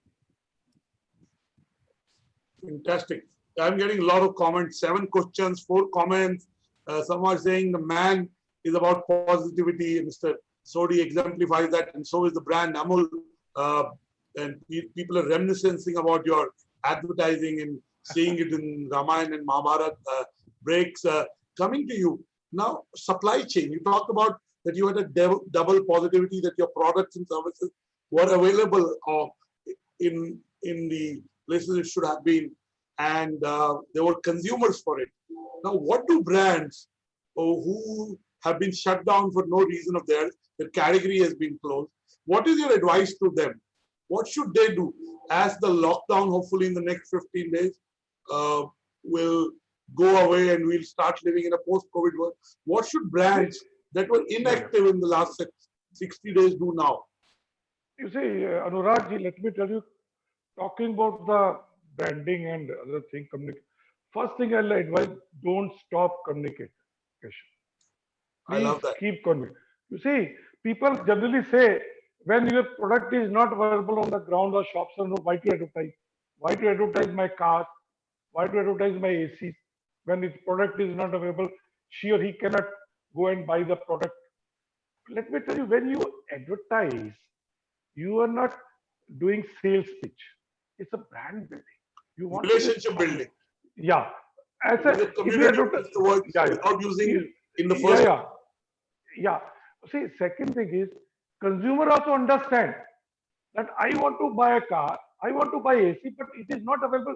It's not the manufacturer's fault or the company. It's because of general conditions. So he will more sympathize with the brand, that this brand is for me because this brand has taken care of me. I mean, you can plan which car to buy during lockdown also. It's not an impulse buying. Buying AC is not an impulse buying. I mean, that is a thing. And if you're available, like we were available, it's the best thing. So what I'm saying, even if your product is not available, please keep communicating. It's a long-term asset building, like you build your house. Sure. Or like you want to buy shares, you want to buy when market is minimum, when market is going up to the bottom. So that is the best time to invest in the brand when cost of communication is the cheapest. So, do we see Amul launching new products post-COVID? And if yes, you have a very large portfolio of food products. You care to almost, you have products for every need, so to say. But do we see Amul launching new products post-COVID? Are there new launches on the anvil in the next 2 to 3 months? No, Anurag, during COVID also, we already launched, because everybody was talking about immunity. So we launched this haldi, people are talking. So we launched haldi doodh. Now we are coming out with the tulsi doodh. Then we are coming out with the adrak or the ginger milk. So all these things are already there. But let me tell you, as health and immunity become important. Yes. So what we feel is, in the coming time, demand for branded, superior, more towards natural, affordable, and trustworthy brand is going to increase. Beautifully said, simply said. Yeah. So whenever time is good for the any brand to come out, because people now going to shift from unbranded, loose, unpacked to the branded side because of the safety and other issues. So this is the best time if you are in the food to launch your product, whether in a city or in a state, or anywhere you want to, because there is a gap in the market and demand is going to be increased. Fantastic. You know, by the way, Mr. Sodia, you know it, but for the benefit of all viewers, in America, in Starbucks, the number one selling milk beverage was what they call a golden latte, which is nothing else but a, turmeric latte, haldi doodh, which has medicinal and qualities, and it boosts your immunity. So how Amul has found its sweet spot in launching products that are relevant to these times, and hopefully their consumption will grow, and added to increasing the community outreach, but also the immunity of people. So really, I hope more brands and businesses think like Amul.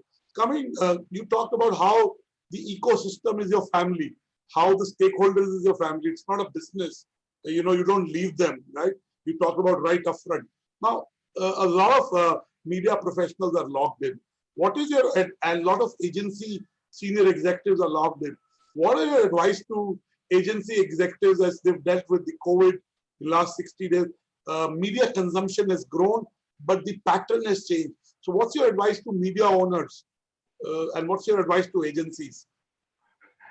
I'm again cognizant, watch your family, watch your children, what are they saying, what are they watching, what then think, because sitting at home, you have got a lot of creative time to think instead of commuting or sitting in the office and in the meeting.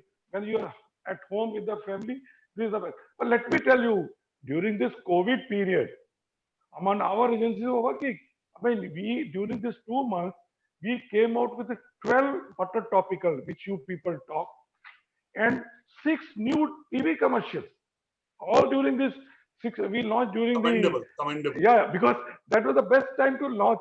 Although people are finding difficult to launch movies, they're difficult to find the viewers, but this was for any brand, this was the best time to launch new TV commercial because you are going to get a very wide range. And then also our agencies with the association of Facebook did live cooking shows. I mean, that you see, that is another jackpot after that 100x benefit in Mahabharata Ramayana. I mean, if I give you some data, I mean, already we have done 400 live recipes where we have called the chefs. You see, big 5-star hotels, restaurants, famous, and all over the world, not only India, UAE, Canada, USA, Singapore, you name the country. All have come on the Facebook, 400 recipes, and every day 11 spots. And every week we got 7.5 crore viewership for accounts. So total 34 crore. And this is 2.5 times. Just listen to 2.5 times all the food and lifestyle channels put together. Whatever as per bar data. Total viewership of all the lifestyle and food channel, this Facebook live recipe has given us 2.5 times viewership.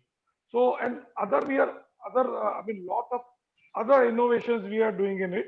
I mean, we'll be calling lot of other people, whether Michelin star chef Suvir Sarna is there, or main chef of ruler of Dubai, where he'll be calling 100 international chef on 7th of June. So you see, sitting at home means your consumer is not closing his eyes or ears. He is rather he has got more time to consume media, to consume your commercial, to consume your branding. So why not you do now? Fantastic. Now, Amul, during what Amul has done during COVID times is a case study, I would say. And there are a lot of learnings. The 3 learnings that I can also get from talking to Dr. Sodhi is first is see how the consumer is behaving. Your wife, your child, your parents, they're all around you. Second is media consumption, because we're spending more time with ourselves. We're not traveling, is going up. So take an advantage of that. You possibly get better deals. And the third thing he's saying is do not be transactional. Do not be transactional in the way you are approaching the outreach. And the fourth is, it's a cliche, but it shows in Dr. Sodi's case and in Amul's case, when the going gets tough, the tough get going. Now, really, there is a lesson for all business owners, entrepreneurs, CEOs in what Amul is doing. Luckily, it's in a category that is being consumed. That's a given, but to build on that takes ingenuity and thinking. I want to come to another question that the audience is asking Dr. Sodi. The newspapers are being consumed still, but a lot of consumption of newspapers, some of it has shifted online on e-newspapers or the websites of newspapers. What is the role of newspapers you see in the new mix? I know newspapers are in the business of news and not necessarily the paper. And you already talked about how news channel viewership has soared, and hence Amul is taking advantage of that. So what do you see the role of newspapers and print magazines going forward? Well, Anuragi, I definitely agree that during this COVID time, especially, the habit of newspaper has shifted from physical to the digital because it was not available. But let me tell you, physical newspaper is going to remain there. There will be a section, there will be people who will be looking, and we can't afford ignoring newspaper. No doubt, there may be some shift. Incidentally, Amul had already started advertising in newspaper also about a fortnight back. Although people, no, I don't see any other ad in the most of newspaper where our ad comes. And second is, you see, one has to see that today we feel that newspaper is free, but I don't think anything can be free for a longer time. Otherwise, quality will be there.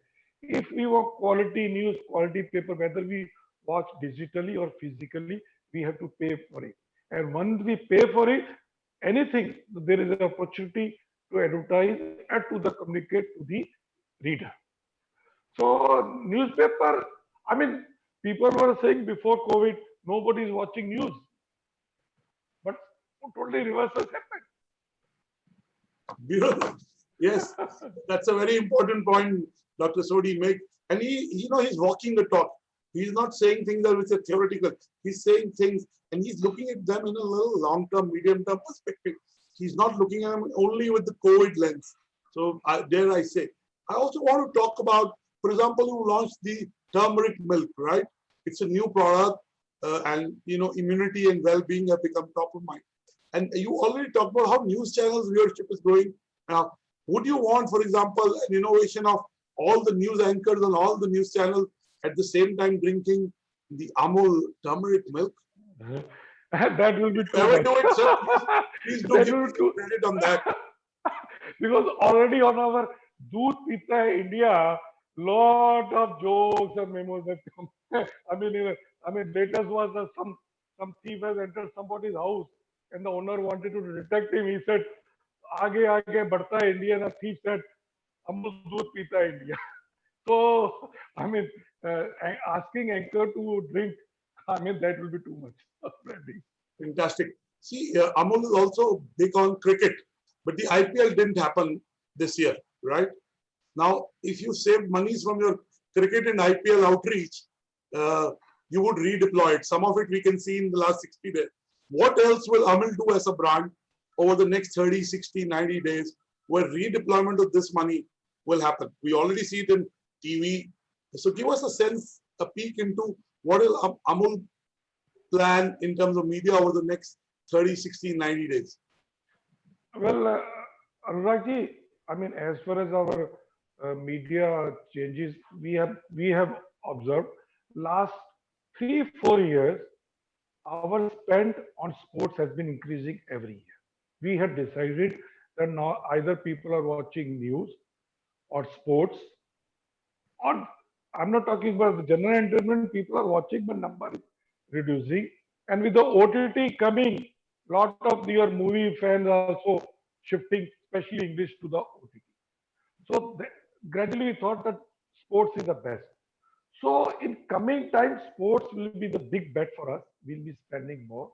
But if it happens, so I don't think another 60, 90 days, whatever conditions are today, any big event in sports can happen. So let us wait when it happens. Definitely, everybody will be going out and watching the matches or IPL or the. Incidentally, we have already started advertising on two of the international football series. One is Bundesliga and one Italian football. Already we have started advertising because their matches are being played without the viewers. Beautiful. Now, you talk about OTTs and how content consumption digitally is going up, Now, tell us, have you done some kind of research survey where you're seeing that you're being on OTT platforms, as you yourself said, it's across 3 generations. My kids consume it, I consume it, your brand, and my parents definitely consume it. So you, even in your advertising, the role models are across the generations, across whatever the personalities can be. Tell us, have you been able to do research that being on digital platforms has got you a new audience that has got exposed to Amul advertising and hopefully Amul as a product that you got from COVID times, which is absolutely new. Yeah. I mean, we have not launched any other big new product, but let me tell you, digital promotion and advertisement or talk, whether Twitter, Facebook, anything, we have seen uh, product like chocolates. I mean, during this month, we are getting the record sale of chocolates. Even not happened during December, January month when chocolate consumption peak, because everybody is talking that Amul dark chocolate are not less than even the world Swiss famous brands. So that is getting viral. And I was having a one-to-one video chat with my about more than 40-45 distributor across India in 5 sessions. So everybody says that we are surprised that during this COVID, there are certain products which we had never thought will sell. A shopkeeper whom we were pushing 3 or 4 slabs of chocolate, the same shopkeeper is calling me phone, please send me all the 25 flavors of chocolate. We have got incidentally 25 flavors of chocolate.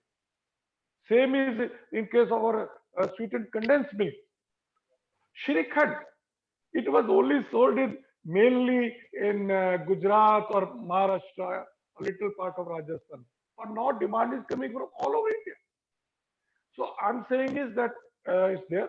As far as the research is concerned about the habits, I think वो तो हमने आप लोगों पे काम छोड़ रखा है. बॉम्बे में एजेंसीज हैं. हम तो आपकी रिपोर्ट्स पढ़ के भी decide what to do. So this is I would say this is a happy situation in a way, very happy situation. And I've eaten the Amul chocolate, not recently, but before, and maybe I'll try it once again now. You talked about consumption uptake. You talked about retailing, product being available. With online retailing growing, and what if I dare I say digital, how will online e-commerce or online offtake of Amul products become a more important part in the retail strategy of Amul? Give us a sense of that. Anurag, online sale of Amul products or any food products is growing tremendously. Although base is small, I mean, it used to be 2 or 3% of our total sale. Now, I can say there has been a 100% jump. I mean, whatever we lost in Horeca, you see, we got in more in our general trade and online. So that is more than compensated. So online is, is the future where I think, because especially in the bigger cities, people may not be there for more time. So online is a good solution, and we are propagating, we are promoting, and we are encouraging online. Fantastic. Fantastic. See, everyone knows that Amul is a cooperative, and the Amul brand is owned by the cooperative. And, you have championed the concept of a baradari, of a community, of a larger family. Now, tell us what you are doing to keep your family of milk producers, I mean, people who supply the cooperatives, small cooperatives who give you milk. What are you doing to look after them in COVID times? I know Amul is doing a lot, so I would like you to tell our viewers what Amul as a cooperative is doing to help people on its supply side. See, Anuragji, till now, we talk about consumer or advertising. See, in any business, there are supply chain partner or stakeholder. But when you talk about milk, our supply chain starts from 18,700 villages, mainly Gujarat, where 36 lakh farmers are our members. It starts, we call C2C, cow to consumer, or B2C, buffalo to consumer. So first, so what we did is on 25th itself, which I said in the beginning is communicating. So first day is we communicated with all the supply chain partners, farmers, all the transporters who are collecting milk from the villages, all our drivers, all our processing units, labor, workers, then all the truckers, all our distributors, all our C&F agents, and no doubt our staff. That look here, milk is an essential product. We have been exempted. We have to do our duty. But it is not only your rozgar or job. Now here nation demands you, because during lockdown, food is very, very essential. Absolutely. If we do not provide food to Indians, there will be riots. So you have to come out, you have to take risk, you have to take extra effort, you have to convince your family, you have to convince your neighbor to come out and do your job for the nation. So let me tell you. What he's saying, that the people who produce milk, distribute milk, are also frontline warriors. Warriors. You see, we But talk if they about. wouldn't do this, a lot of our families wouldn't get the milk, the food, the things that go into our food, make our life better, so to say, especially when we are spending more time at home. So sorry I interrupted you, but I just wanted to make that point. No, Anurag, what I was saying that we talk about doctors, paramedical, the constable standing on the road because they have saved us, they have done. But imagine if there would not been food available. And I give credit of this in this category various our farmers and also our retailer. You see, the shopkeeper next to your door, he took risk coming in the early morning, unloading the milk, delivering milk to the consumer or to the society. So they are the various. Otherwise, nobody would have stayed at home. Everybody would come out in search of food. And no price increase. There was no black market. For granted, but the fact is, all this goes behind the, so to say, in the supply chain for it to enable it to, as he uses cow to consumer, I would say farm to fork, for food. It's a similar analogy. I want to go back to the role of news channel. News channels have played a real role in bringing out whatever the truth is in terms of spread, in terms of dissuading people not to break the social distancing norms, give the accurate information on what should be done in COVID. Now, you yourself said that live sports and news have become very important for viewers and consumers, right? And you said that you use news channels. Going forward, will Amul continue its spends on news channels, grow its spend on news channels? Because people continue to be glued to credible news channels to get what they need to know about COVID. Tell us, Amul and news channels, that's, how's been that relationship? See, news is always news. News is always in news. So we have been now spending, when I say news channel means not only national Hindi or English channel, also regional channels and also international channels. Because there are views for everything. And no doubt what percentage will for news or GEC or sports, it may change time to time, but you cannot ignore news channel. The importance of news, everybody has realized. I think after a long time, all the news channel people will be also slightly happy because they are getting some better return.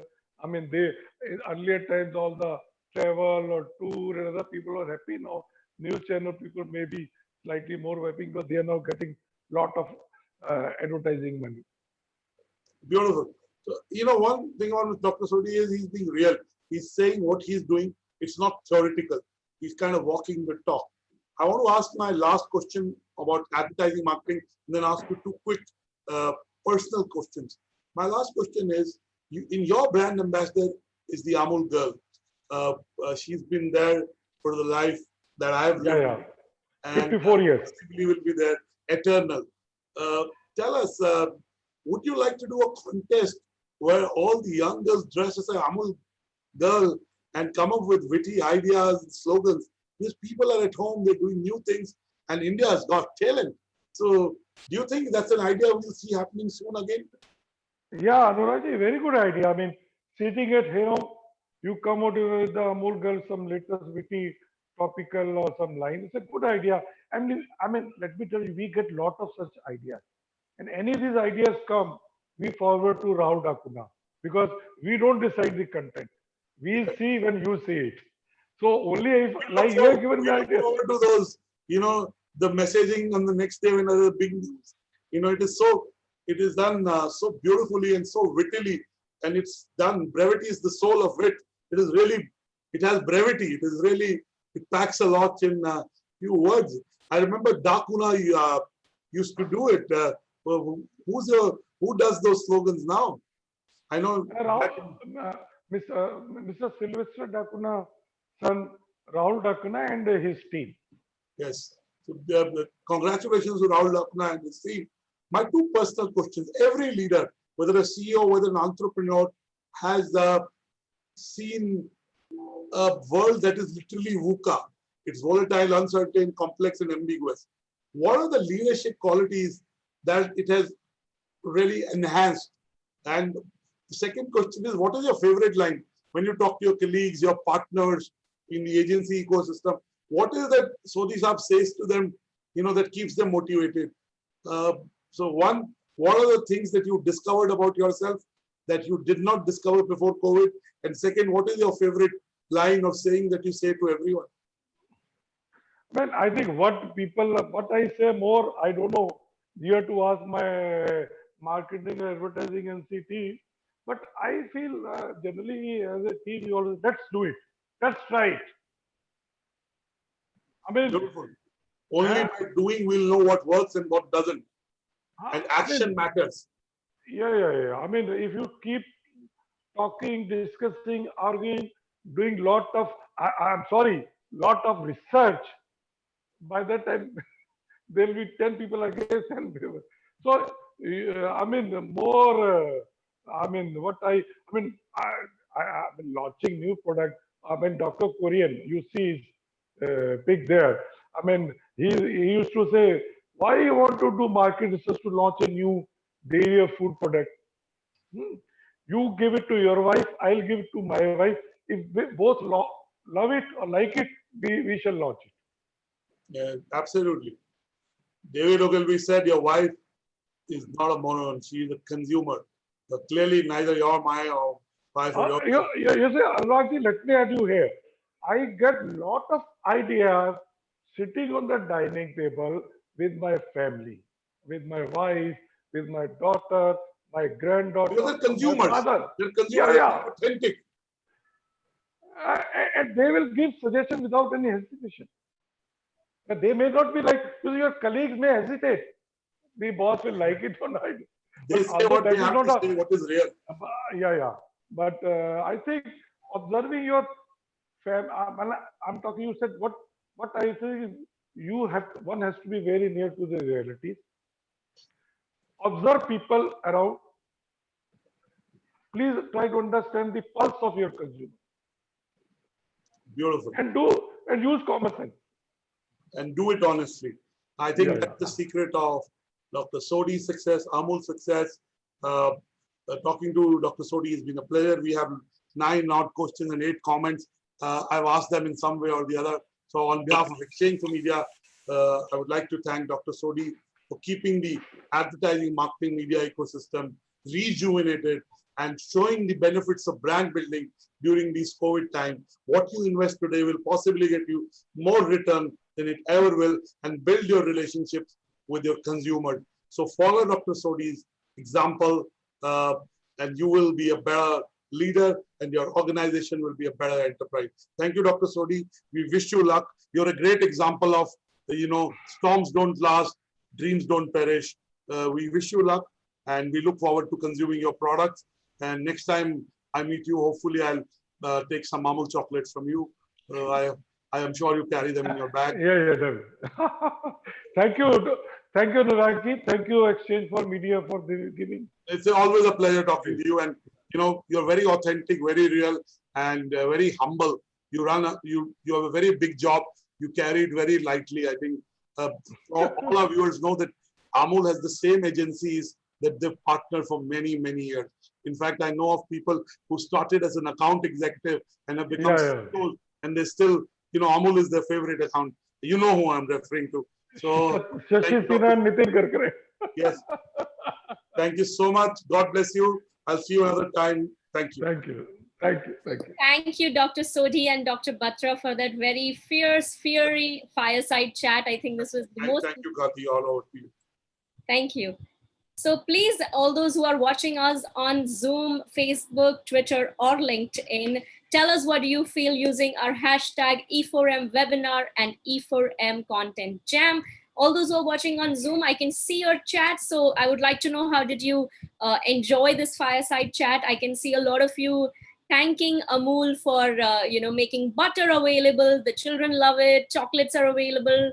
Yeah, like it's been great. I myself am a big lover of Amul butter, and it's really, really important that in these times, these certain essentials were available to us through our local vendors. So thank you to all of you joining us. Yes, thank you. So I see a lot of comments saying the most ground connected professional I have seen. Great session, insightful session, amazing stuff. All right, so before we move forward, once again, reminding all of you, we are live on Facebook, Twitter, and LinkedIn. In case, because of any disturbances, you drop out of Zoom, you can join us live on any of these platforms. You can tweet to us using our hashtag E4M webinar and E4M content jam. We are quickly moving to our next panel discussion, which I'm sure will interest all of you now, because the invaluable role of influencer marketing is becoming more and more relevant than ever before, right? With the production of ads on hold, most of the content being produced on social media and digital is being made by the influencers themselves. So right from their homes, thus the role of influencers has been extremely important in producing and distributing content.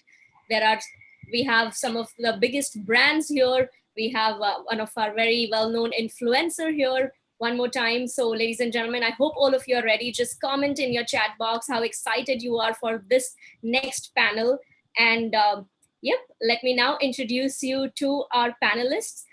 First, Debusmita Majumdar, Head of Marketing, Puma India. Very warm welcome to you. Thank you so much. I'm very excited to be part of this panel, and I think it's something everyone is experimenting with, especially during the time of COVID. So looking forward to the discussion. Absolutely. I'm sure there's going to be a lot of interaction from our audiences as well. Introducing to you our next panelist, Varun Alag, co-founder and CEO, Mama Earth. Very warm welcome to you too. Hi. Hey, glad to be here and to talk about our story and how we have used people to tell the story of people to others. Absolutely. So excited to hear about it. Welcoming Khushbu Benani, Content Influencer Marketing and Brand Advocacy Head at Diageo India. Very warm welcome to you too. Thanks, Kathy. Hi, everybody. Looking forward to the discussion today. It's going to be interesting. Absolutely. Also welcoming our panelist, Harish Narayanan, Chief Marketing Officer, Myntra. Very warm welcome to you too. And let's welcome the influencer of the day, Nikunj Lochia, founder Be Unique. Nikunj, very warm welcome to you too. Hi, thank you. Thank you for calling me. Glad to be here. Looking forward to the discussion.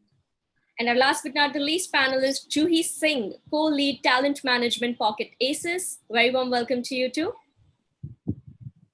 And now let's welcome our session chair for this panel discussion, Lakshmi Balasubramanian, co-founder Green Room Network.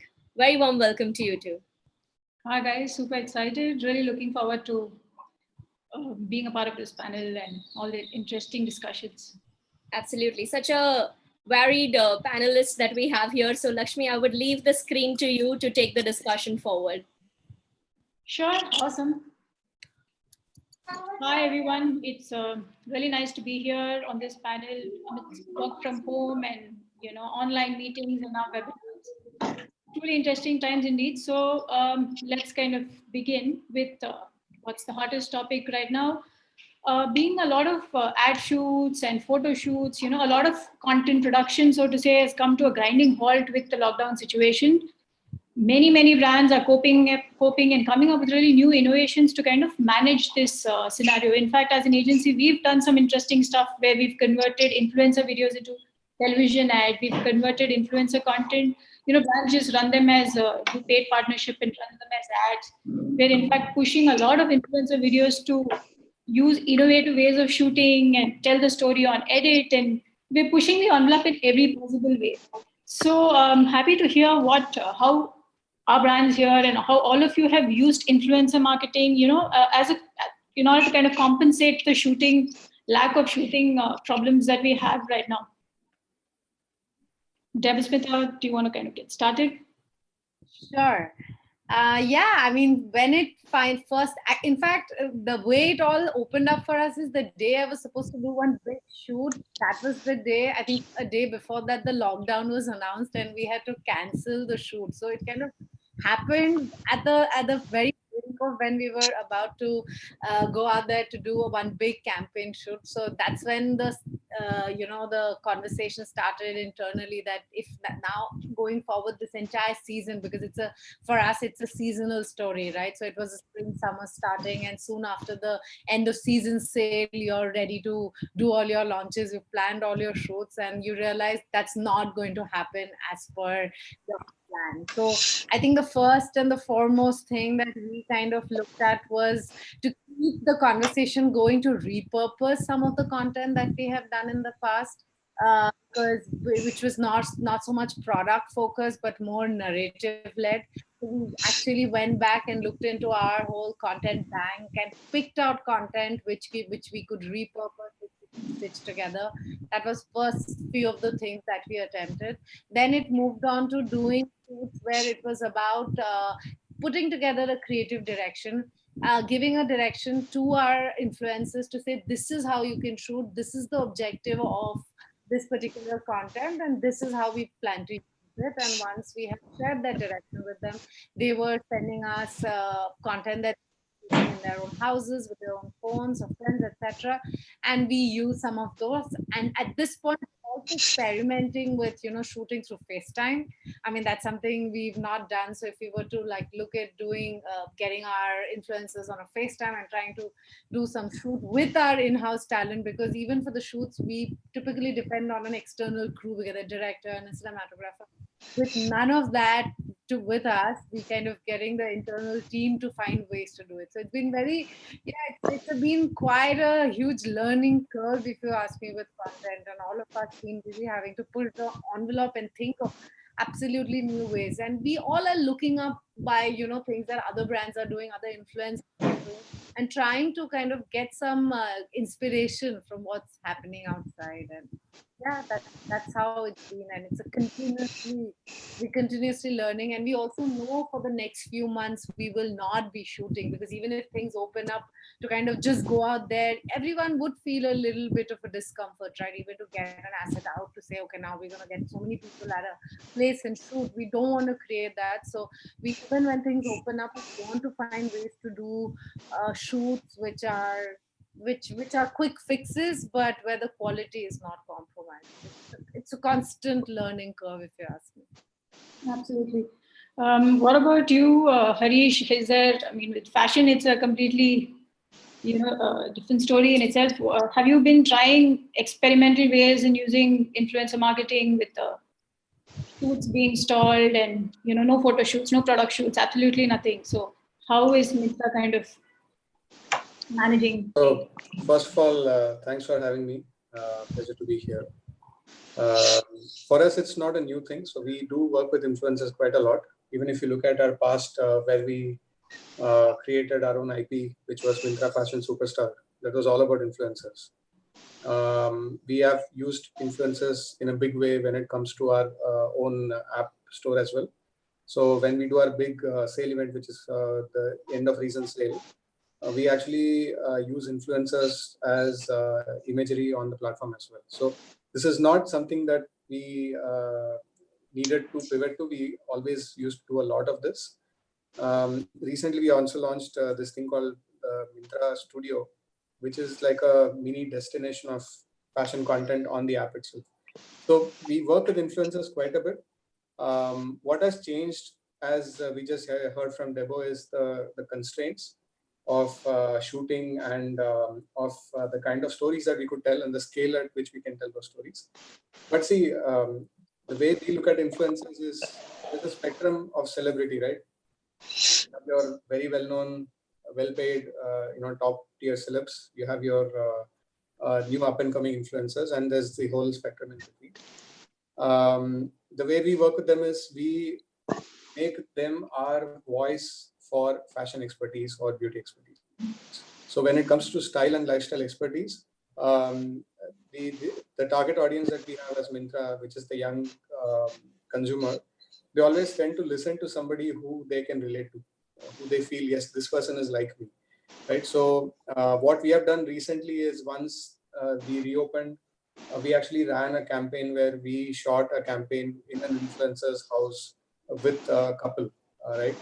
That is doing very well for us. We have always worked with them on social. That has worked tremendously for us. So we see it as an extension of our BAU, and we might even heavy up on this because it works so well for us. We don't see it as a special scenario. This is something that I would recommend to everyone, where if the audience will listen to a more relatable person or personality more than they would listen to somebody who's distant, this should be a core part of what we do as a strategy. That's how we look at it. Thanks. Awesome. So Varun and for Mama. Yeah. So yes. So I think I'm on the same page as Harish. We're a young brand, and our journey is about 3.5 years old. And when we started, since then, one of the communication insights that the brand is built on is millennials trust other millennials, right? And that's a proven insight which has been captured in multiple data points as well.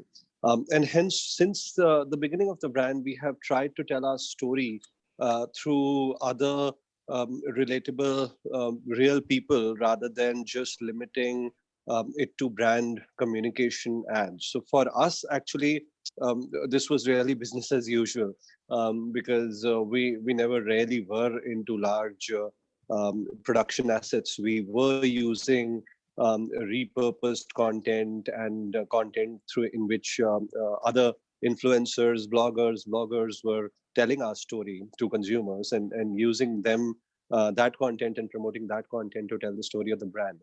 So I think that continued. For us, I think what changed during the lockdown era was how do you create more relevant contextual content, which will hit home harder during these times. And when I'm saying contextual, I'm saying using the context of COVID, not just talking about COVID, but the fact that you're locked in, you're at home, and hence how does your beauty regime change? How does your baby regime change? And creating and driving some of those more relevant conversations. When in fact, one of the activities which did exceptionally well for us, which we did with over 2,000 influencers in the country, is something called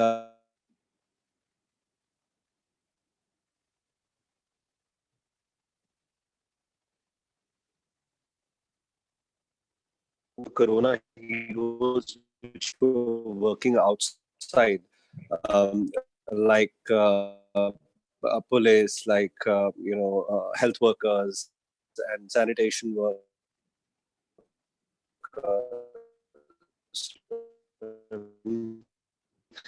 And we used influencers to actually do that, because we sent out these sanitizers, 25 to 50 each, to all these 2,000 influencers, and we requested them to just be our goodness ambassadors. And so that, I think those kind of things and this relationship for us. Great. That's interesting. How about you, Kushbu? Do you want to share how it has changed for you, and what are the interesting things you all have been trying to do during this time? Hey, hi, Lakshmi. So I think for us also, like, Dibasmita and Harish said, we use work with influencers extensively, and across different categories of influencers, starting from like celebs to micro influencers to nano influencers. Just wanted to share like an interesting example of something that we did, which was more contextual. So one of our Black Dog, it has been advocating, taking a pause for as its brand purpose level. But the brand comms which we had was about, actually going on a holiday, being, going out fishing. All of that suddenly in this context became a bit, not so relevant. And but there was a lot of conversation because the world was on a pause, everybody was on a lockdown. People were talking about what to do in a pause.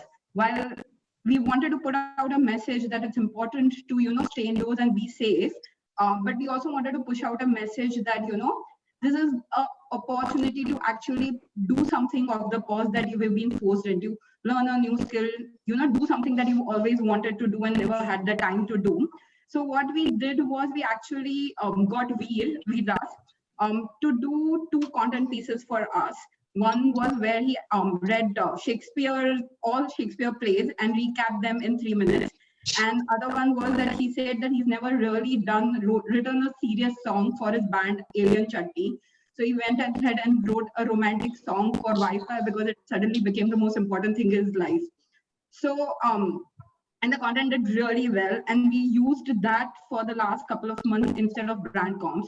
So I think what influencer like we helped us do was actually create contextual content which was culturally relevant while helping us push the message of staying indoors and being safe. So I think that was something interesting we did over and above a lot of other stuff that happened for us in the drink space, because people were not drinking outside, the bars and pubs were closed. So there was a lot of upskilling that we did, possibly something that I could share through the conversation. Some awesome stuff. In fact, I've seen the Veerdas poem and the song, and really, really fun stuff. So yeah, Nick, do you want to share some, interesting content that you've created, possibly for a brand, or otherwise, you shoot every other week, right? Otherwise, so how has it been going for you? To be very honest, it's every other day now, not week, because that's nothing else I can do right now. That's what's changed. That's what's changed. Yeah. In fact, I'm the most productive right now than in the past probably 4 or 5 years. And firstly, thank you for inviting me here. It's a great pleasure to be with all of them. And I remember I used to work for Diageo when I used to be a bartender for like 4 or 5 years. I bartended for them. And yeah, I mean, influencer marketing is important right now. To be very honest, I use Mama's product, and the how I know about it is because there's this influencer called FitTuber, who I follow a lot. Like, the best probably fitness Ayurvedic channel ever. So I used to follow him religiously. And for me, that's what it is. Like, if he said that this is good, then I feel that it's good. And that's how I can relate with it. And that's what I feel is with, with micro influencers or like say big celebs. I feel that if you see Shah Rukh Khan driving a Santro, I know that he's not driving a Santro for sure. Like, if you see someone like FitTuber promoting something like Mama, then that connects really well rather than seeing Shah Rukh Khan driving a Santro. And if you talk about content, I feel we have gone back to basics now. And I remember starting probably like 6 years ago when I started making YouTube videos. I didn't realize how to make videos. I was bartender for like 7 or 8 years. So everything that I learned about making content is through watching content, is through people around me, is through experimenting stuff. Like I still remember the first time I lended a tripod from a friend of mine, and I sat on top of a fridge to shoot a shot. And that's when I realized that, the friend later came and he opened the legs and I was like, oh, ye khulta hai kya? I thought it's just to keep the camera steady. So And that's how YouTube or that's how content creation is supposed to be. That's what I feel. Right now, everything has become too mainstream. Like, YouTubers are making highly produced videos, like, in fact, me too. But I feel this is the space that I always wanted to be. And that's how I started making YouTube videos. It's because I love making videos. I'm not a very analytical guy. So I don't watch a lot of content too these days. Like, in the past 3-4 years, I've not watched any content. So I feel that if you watch content, there are two things that can happen. A, if you don't like it, you'll be thinking like, what is happening in the world? Why is this content doing so well? And B, if you like it, even if you don't want to, your subconscious mind tries to imitate it. I used to watch a lot of Key and Peele. I used to watch like Life According to Jimmy. And then when I started making content, I started making content which is similar to them. So that's why I don't watch content at all. And everything that I make right now is through surrounding. And I live in Dombivli. So, and I've always lived here. So anyways, the access to bigger stars or the creators that I wanted to was not accessible to me because it's like a 2-hour distance for me to go to Bombay and shoot. So not a lot has changed, but I'm kind of adjusting in the place that I am right now. And I'm in a happy space. I love making what I'm making right now. Exactly. It's back to basics, doing the fundamentals right. And obviously, not a good thing to say, but the views and everything has been increased right now since everybody is at home. So I'm trying to capitalize on it and try to produce as much content as possible from home. Just to add a small point to what Nick said, I think what has happened in the last 2 months is that earlier we used to be so focused on the production values and the look and feel of the influencer content. Suddenly the focus has shifted to storytelling in a big way. Exactly. That's always a good thing. Yeah. So Harish, how is that worked out? So if, even we've done some work with Myntra, and we know that Myntra is really particular about the production quality, and rightly so for a fashion brand. So how has that been something you've been able to kind of manage despite difficulty? Are these like FaceTime calls with a telephone call, telling them how to do it? Or? Pretty much all of that. So we launched a campaign 2 days ago. So you might want to see that on YouTube and Insta. And Facebook. So what we have, and Nick put it very nicely, right? Storytelling always wins hearts and minds more than anything else. So while we keep the premium look and the visual picture perfection of fashion, we can always tell very human stories in this day and age, even while shooting at home. So we picked a couple who was near one of the directors who could go and shoot at their home. So we found a way to get a director to their home. So, I mean, all credit to my team who's been creating magic like this. They went and did Jugaad, find a person who was living to a couple who were influencers. Then they went to their homes and shot. And if you see the creative, it is as impactful as anything they have done before. So in terms of storytelling, in terms of the look and feel, the kind of fashion proficiency that we wanted to show, it's all there. So it's as an industry, we are being pushed to become more creative in the way we tell stories, the way we make our choices on media, and also the way we partner with these creators. I prefer the term creators over influencers because it's not just influence. These are creative minds which are telling amazing stories. And it's just making us push our boundaries on how we can make these things happen with the constraints. Constraints always brings out creativity, and that's happening in plenty during this time. Dewey, do you want to tell us how it's been for you all at Pocket Aces? I'm sure a lot of your shoots must have been stalled and a lot of new plans might have, come to. We can't hear you, Dewey.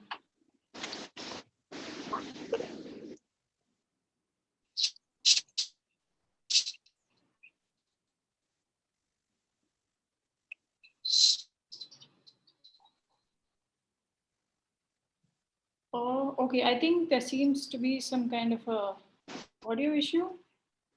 We could. All right. I can talk in behalf of Pocket Aces right now. Sure. If you have any more fun stories to tell us. No, I mean, I'm just saying that for me, what I feel is Pocket Aces. Pocket is that college humor. Pocket Aces is college humor of India. If they can put out videos from anywhere, anytime, and the most amount of content on internet right now, I guess, is of Pocket Aces. Every time I open up something, there's a new content piece out there, and they're doing it brilliantly. Yeah, I mean, I would like to say, like, as Harish said, that I would prefer the term content creator over influencer. In fact, my Instagram bio is like, my mom says I'm a bad influence, so I'm not an influencer. I feel a good story always wins. And in fact, even when I do content marketing, even when I do a video with a brand, there's a thumb rule that I apply every time I try to do. Is that I write a script for a brand, okay? Then I take out the brand from the script, and then I look at the script and I ask myself, is this video something that I'll put out irrespective as a brand or not? If the answer is yes, I put it out. The answer is no, I don't. That way, what happens is, in my entire like 5 or 6 years of my life, I've never got a comment saying that you are a sellout or something, because it's a story, it's fitting well with the brand. Without the brand, it's still funny, like, because I make comedy. Without the brand, it's still funny. That means it's a funny piece which is going really well with the brand, and that's something that has helped me like all this while on doing content marketing. That even brands look at it the same way, because you're going to an influencer. If you wanted to do brand content, you get the agency to put a creative and put it on your handles and promote it. The reason you go to an influencer is because you want the influencer's voice to come into your content. So I think what you said, if the brands also look at it the same way, that's when the sweet spot for both the brand and the creator content comes.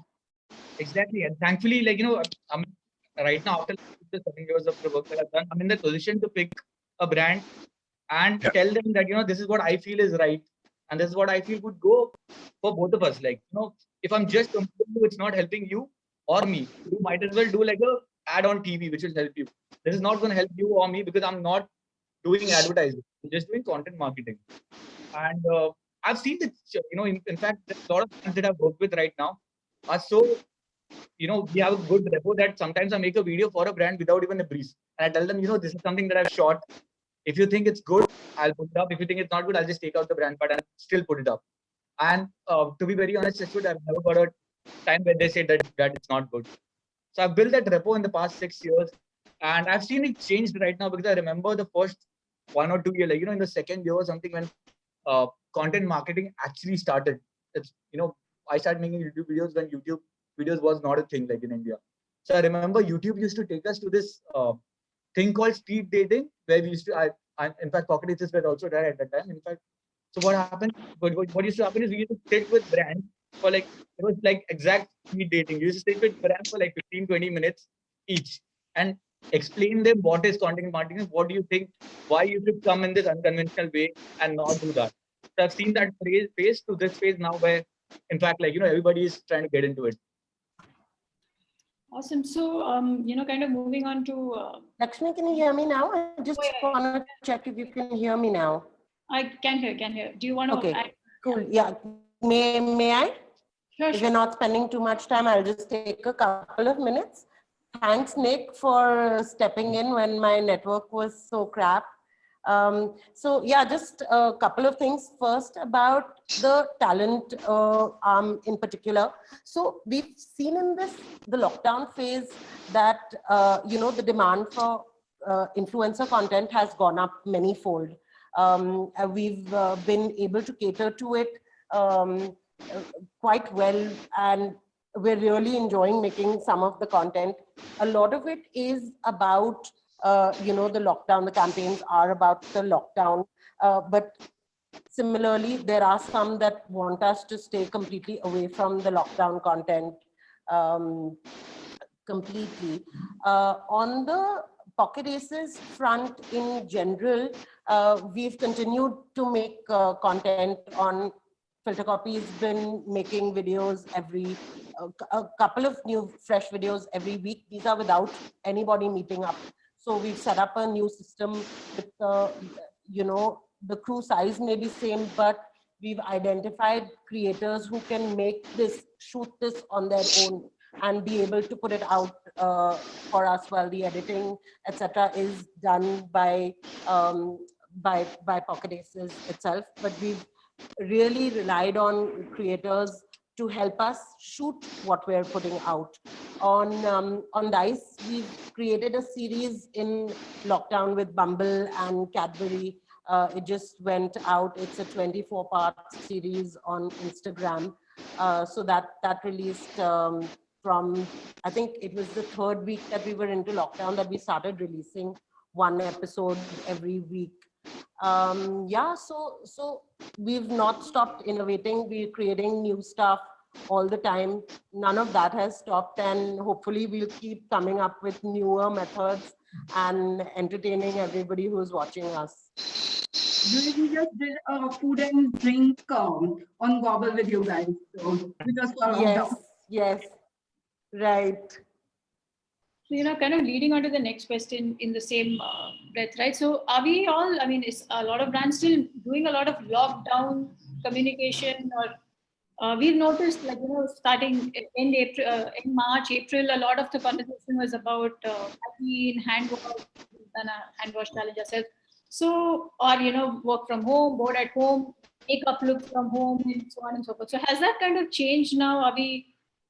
Is the products beginning to, I mean, is the messaging starting to become more product driven, brand driven? So how has it been, how is there a transition at all right now?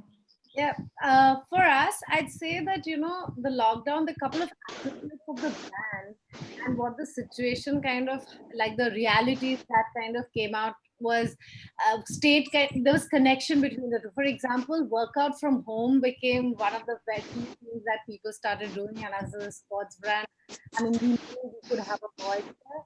And the other thing was about from home, Zoom parties. That was this other conversation that was going on. And again, as a sports brand, which has a very strong style element, we had a play there too.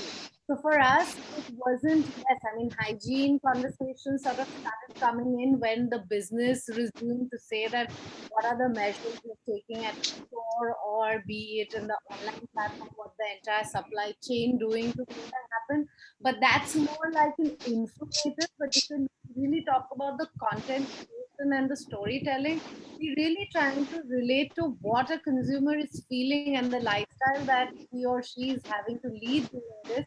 And where does a brand like Puma fit in that universe? That's where we sort of try to communicate. For example, workout from home, while initially we would, as a footwear first brand, we started talking more about our apparel because we saw people wanted to wear something interesting at home and work out comfortable stuff. Similarly, loungewear, something that they want to wear if they're doing a work from home call, video call, or catch up with their friends. How could you style? These are the kind of conversation we realized as a brand we could very seamlessly be a part of, and that's where we that's a conversation we continuing to create, and yeah, that's how we leading within this situation and staying away from from direct conversation on hygiene and things. That's more an informative that we would do once when we would in our operations. Since there was a conversation about Mama Earth, and a lot of these our audience are also talking about how they like your brand and they notice influencers. So do you think the COVID situation, a lot of people, I suppose, realize that influencers are real people, so to say, have a special connect with the audience. So do you think a lot of brands, and you guys as well, will start looking at more digital associations or long-term associations, content creators ke saath associations, more than brand endorsements, large celebrity endorsements per se? I think for us, any which ways, we were, whoever creators, whichever creators we were working with, we were actually working with them on very continuous and long-term basis. We hadn't like structured it into contract we work with. There are at least, if we talk about, for example, YouTube, there are more than 50 creators who we have been working with over the last 18 months plus, with the continuity of probably every month, right? On Instagram, there are month on month for more than 2 years now, right? Because for us, this is ambassadorship, this is a partnership, this is not a campaign which comes and goes and sent out.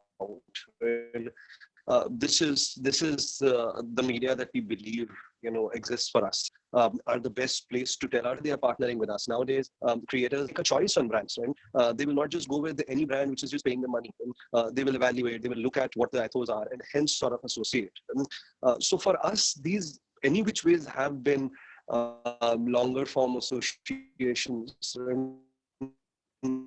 We are actually now getting brands that wanted to come into this space. When so we are structuring these into actually more longer term, 6-month, 12-month associations as well now with our top creators. And I think the entire space is a lot of brands are every quarter realizing the importance of this space and joining the wagon. But the good thing is there are a lot of new creators are also coming up. When at some level, India's creation space is still way more it's still not as niche in terms of content spaces as you would find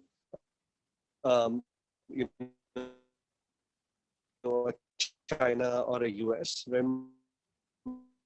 So I think as more brands also keep coming in, the number of creators and the number of spaces that they specifically specialize in is also going to keep increasing. So there will be supply as well as media and will continue to grow extensively.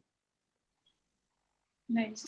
Harish, what about you? So I think Myntra has always had a fair, I'd say, a good mix of celeb endorsements plus influencer kind of partnerships. So do you see the percentage kind of increasing or tilting more towards the digital endorsements / longer term associations with influencers going forward? See, Lakshmi, I think the both are important. One is important for mass awareness and reach, and the other is important for storytelling and influencing at scale, right? So we don't see either of them being less important in the coming years, especially after we come back with our plans post COVID, and now that we have reopened. So both will continue to be important. The way I would say, I wouldn't talk in terms of percentages or proportions. I would talk in terms of strategies. So our content marketing and fashion advice, let me call it that, right? Fashion and beauty advice and also expertise is more driven by influencers. So whether you take the three things that I spoke about earlier, right? Myntra Fashion Superstar Season 2. Again, it will be about influencers and how fashion ecosystem can benefit from growing this part of the influencer ecosystem. Second will be Myntra Studio, which will continue to grow in a big way. We have just started. It's a few weeks to a month old. We are very, very excited about how big this can become in the future. Third, for our sale and also for our brand communications, how influencers become a bigger and bigger part of this. And for different use cases, right? A family use case is different from a trendy young girl in a metro use case, which is different from a tier 2 boy who's very different from an office going professional in a metro. So, and different from parents, for example. So for these different use cases, we are very actively exploring how we can talk to these consumers through creators who are more aligned to those types of personas we have. So we definitely see it playing a more important strategic role, as we have always been very close to this. The numbers will depend on what gives us better ROI, what gives us more bang for the buck in the long term. So that's how I would look at it. since you mentioned ROI, so with a lot of sales, the economy having its problems, sales going down, a lot of these stances, like one quarter is almost lost for a lot of people, right? So will the focus now start being more on influencer marketing? Is typically always been about brand awareness, branded content, more, in that space. So will the general conversation start, moving more towards performance marketing or trying to drive sales? You think there'll be a shift like that could possibly, happen? In the short term, yes. Given all the unprecedented situation that we are all in, but in the long term, I think brand building is as important to us as it is for every single brand in the country. I would separate your question into two parts, right? One, is ROI important? Is performance marketing more important? ROI has always been important, right? And second part of the question is, how does influencer marketing fit into that? So we take a very ROI-driven approach even to influencer marketing. So it's not that we see branded content as a different pie, which is not set to the same stringent requirements of all the other channels that we have. We see it as one more channel, and we see the mix of channels as a spectrum of ROI numbers. And this is also one of the channels that will contribute to ROI in a big way. Now, ROI can be calculated purely based on the sale, or it can be a upper part of the funnel, which eventually converts to a sale. But either way, it has to contribute in a significant way to ROI, and that's how we look at it. Interesting. What about you, Kushbu? So do you have a point of view on whether influencer marketing has been more performance driven, or has it been more for brand building for you? Or and do you see that likely to change in the coming months? So we are a category which does not sell online. So when you say performance marketing, the traditional way of performance marketing would happen. I wish right now it was. Yeah, I wish right now it was. It's still not online sales. Yeah, not something you can track. Yeah. So it's still not available on Amazon and Flipkart. So I think for us, when we look at performance, I think it's a slightly different KPI to what everybody else would see it. I think the key reason that we engage with influencers would be to drive fame. And when, like Harish said, when it comes to a certain set of brands, it would be for fame plus mass appeal, whereas a certain set of brands, it would be fame plus storytelling. I think what personally I feel is the most important KPI that I look at is the engagement score.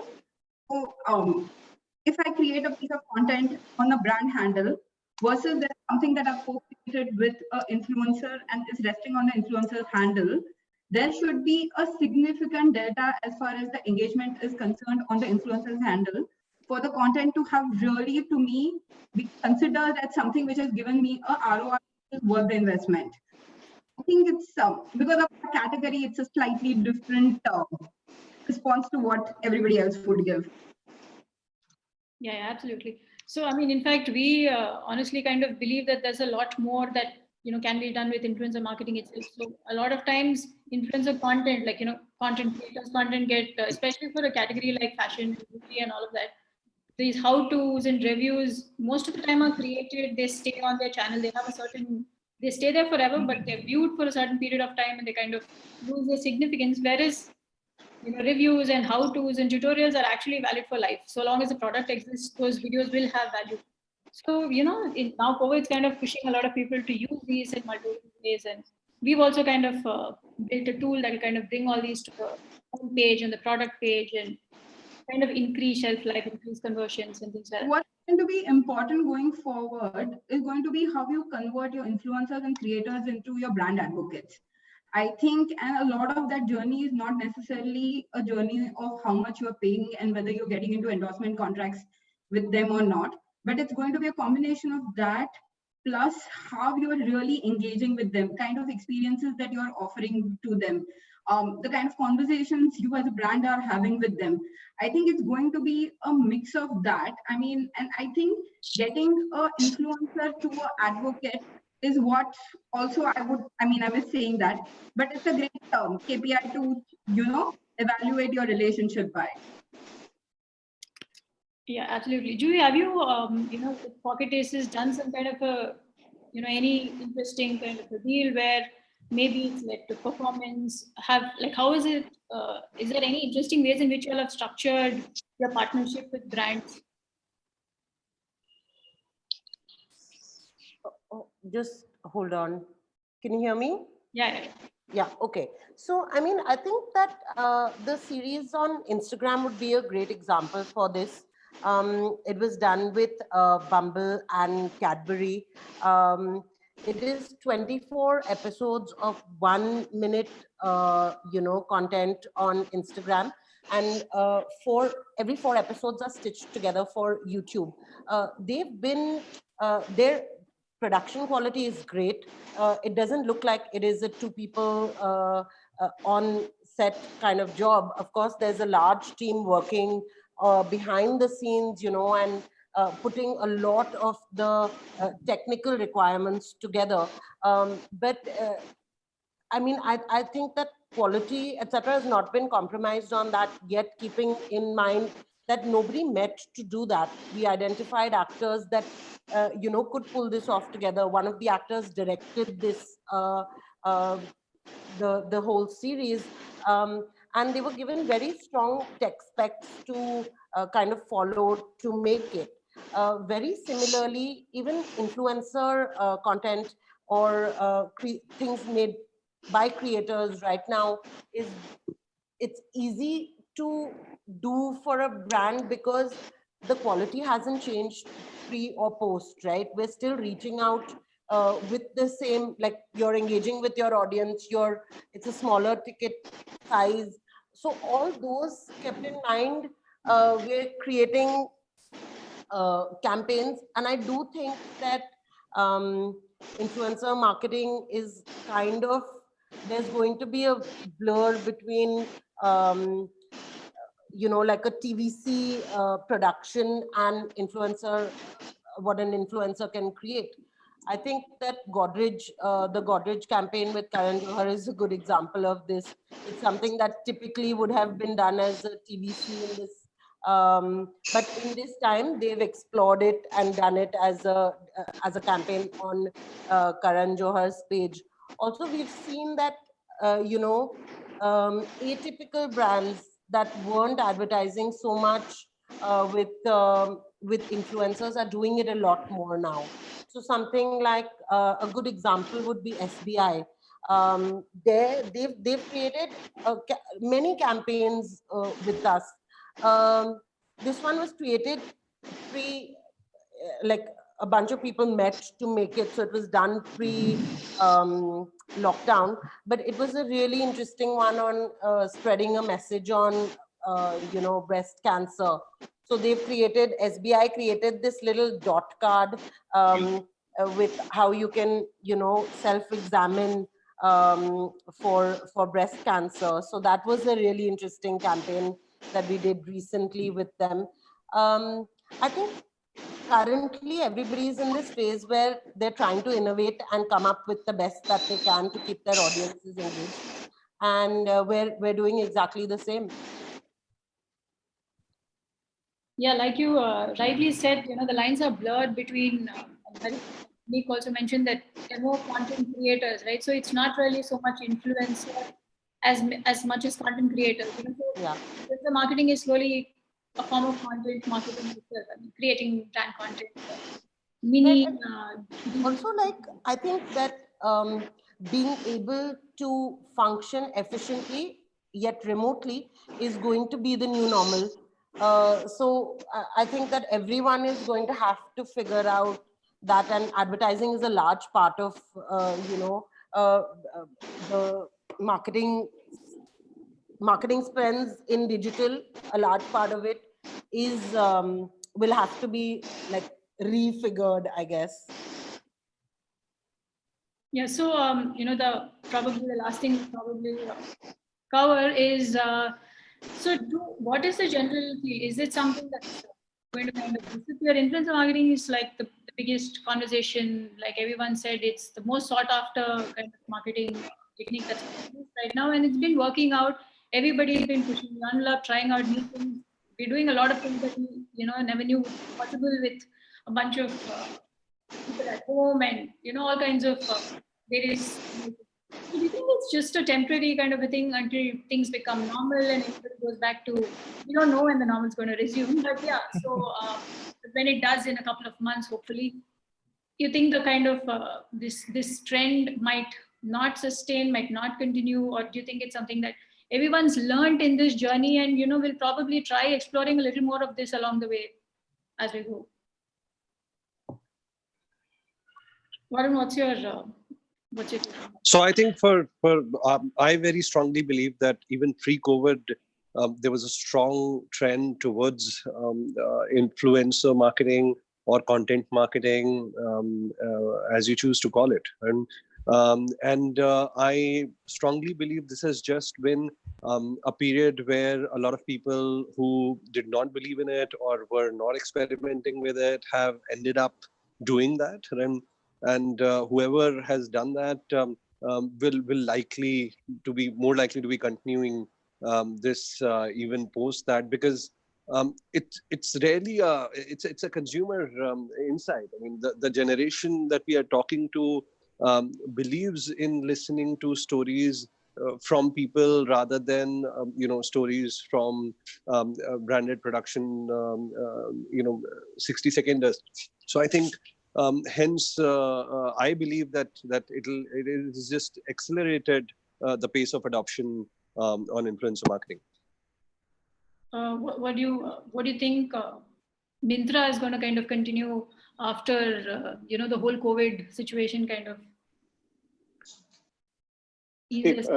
I would agree with what Varun was saying, and I'll give you a different perspective on this. Right, if you go back to first principles, there are two things that have changed. Actually, one that has not changed and one that has changed dramatically. So the principle that has not changed is, if you take a pyramid of message believability, right? At the top being mass media brand telling you something, bottom being your friend telling you something. You would always tend to believe what your friend tells you. Influencers are somewhere close to that, right? They are trusted advisors in certain areas, especially when it comes to lifestyle, where we play. So there is more believability at this end of the funnel. So there is no reason why we wouldn't do more of this. As a brand, we are very authentic and very empathetic. So our consumers actually believe us when we say something also, because we are very careful and very choiceful about what we say. But using the content creator or influencer voice to amplify what we say will definitely continue to happen. The second thing, from a first principle point of view, what has changed is the explosion of social media, especially in the last couple of years, looking at the way YouTube, Insta, TikTok all have grown in this country. Becoming a content creator has become that much more easy. So from a generation probably 20 years ago, where there were 10 well-known names in the country, now there are 10,000 well-known names in the country, right? So when content creators have become more and more popular, when the audience is watching them, automatically brands like us will follow. So this is not a trend or a fad. This is a shift in the way content creation has become more democratic, and the same way storytelling will become more democratic, and brands like ourselves, which pride in great storytelling, will follow. Greatly put, about how the whole system and the whole content storytelling has been evolving and changing, and I think COVID kind of accelerated the process and forced everybody to kind of think along those lines in the last couple of months. Khushbu, what's your kind of thought on this?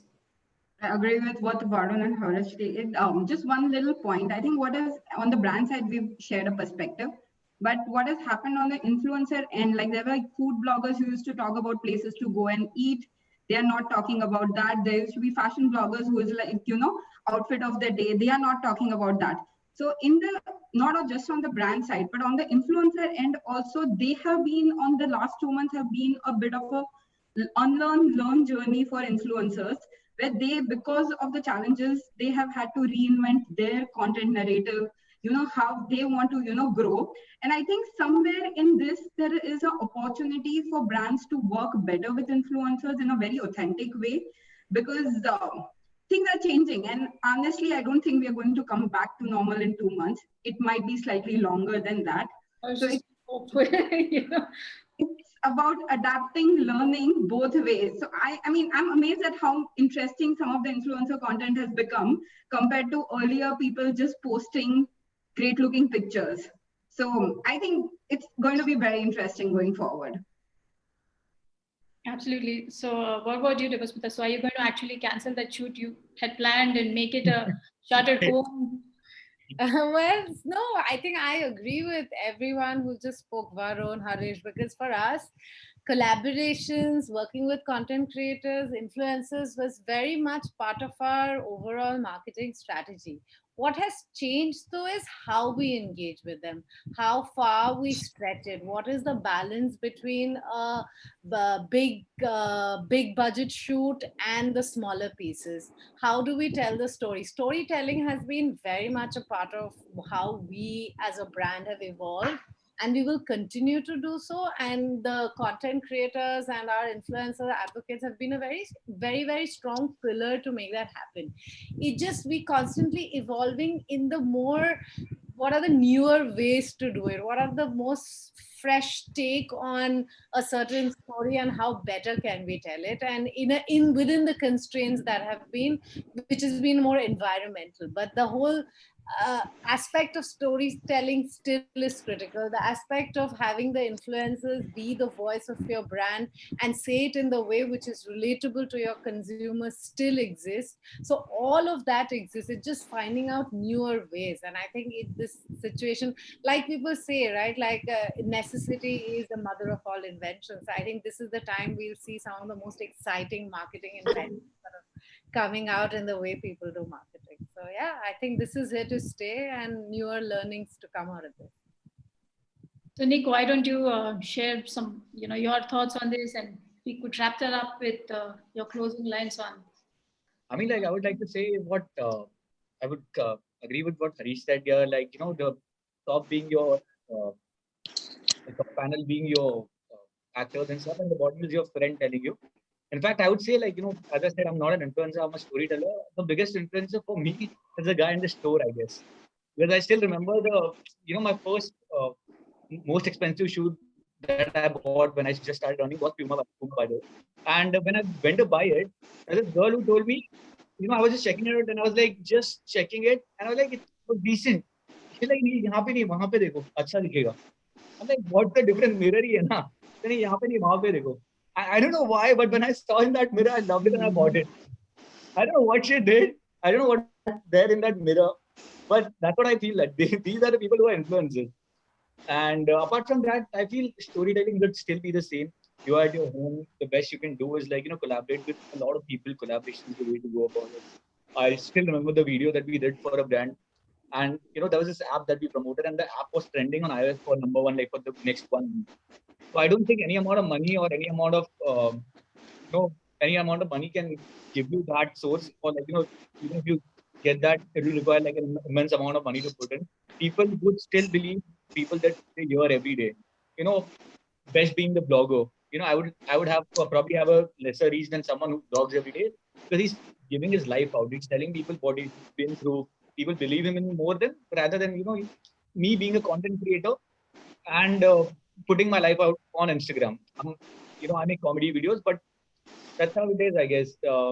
It's not going to change. It has been in this increasing formats in the past 5-6 years, and I don't see it going down anytime soon.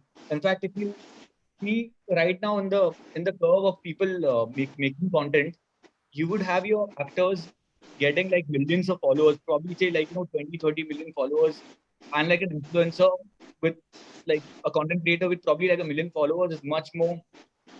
You can see it number wise too.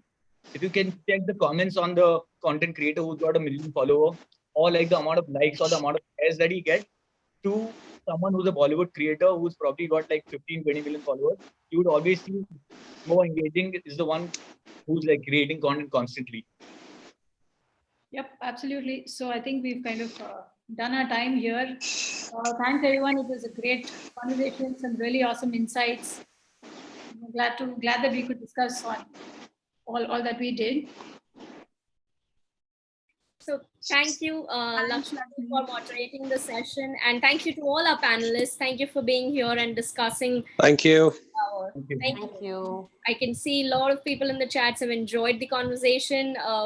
We will continue this conversation offline as well. If you have any questions, you can tweet to us using our hashtag E4M webinar and E4M content jam. Our speakers are also will be around for you to just tag them, maybe ask them a personal question. Nick, I'm sure you're gonna get a lot of questions about content creation from now on.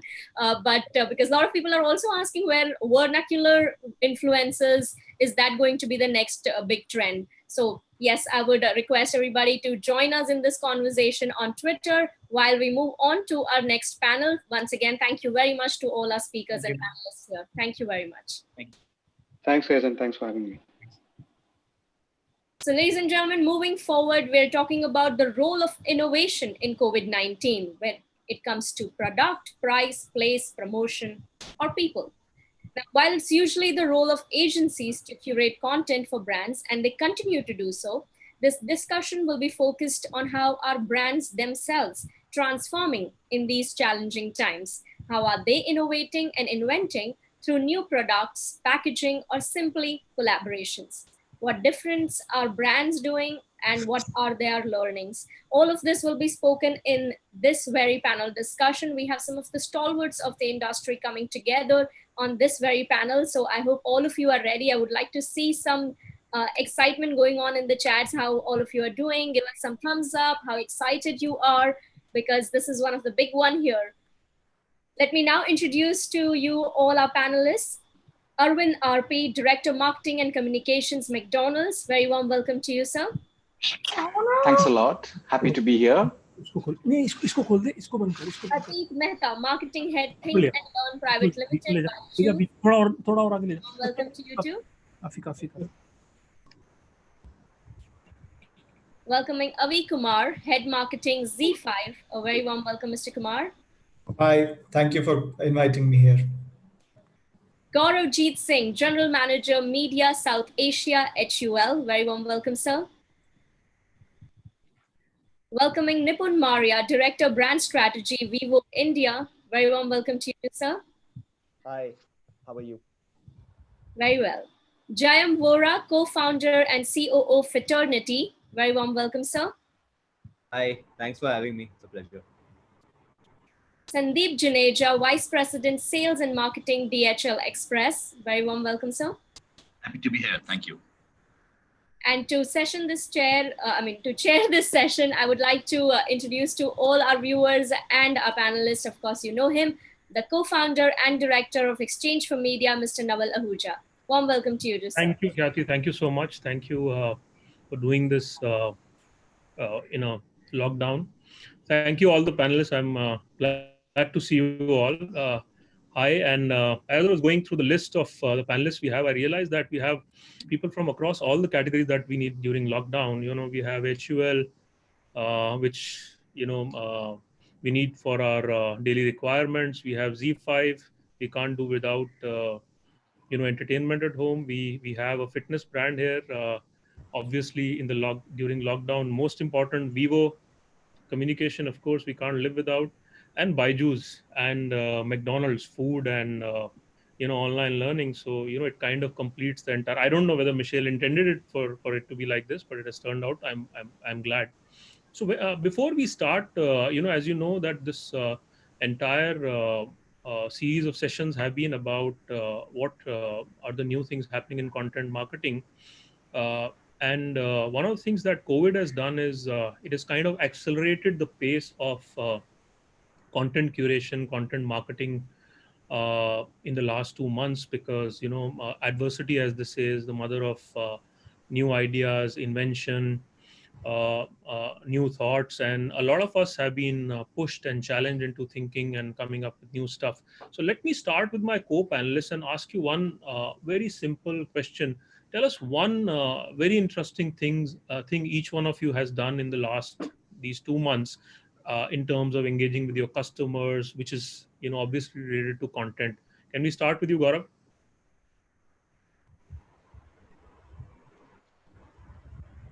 Sorry, I was on mute. I was hoping to come in last on this one after having heard everybody else, but let me give it a shot.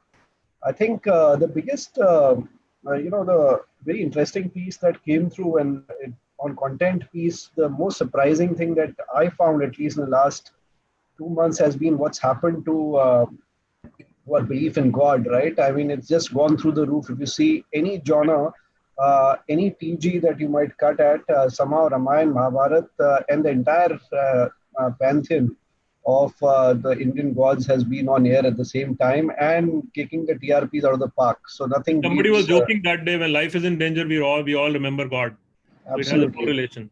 Very interestingly, I think the interesting bit is that that takes care of a large part of India. But if you really, I also have managed Pakistan, Bangladesh, and very interestingly, the serial that is doing very well, or TVC episodes are doing very well and also available in India, is something called Irtugul, which is a Turkish series. I don't know if you have caught it. It's got 99 episodes, 5 seasons, so 500 odd series. So anybody who wants to sit through the current COVID crisis can sit through that.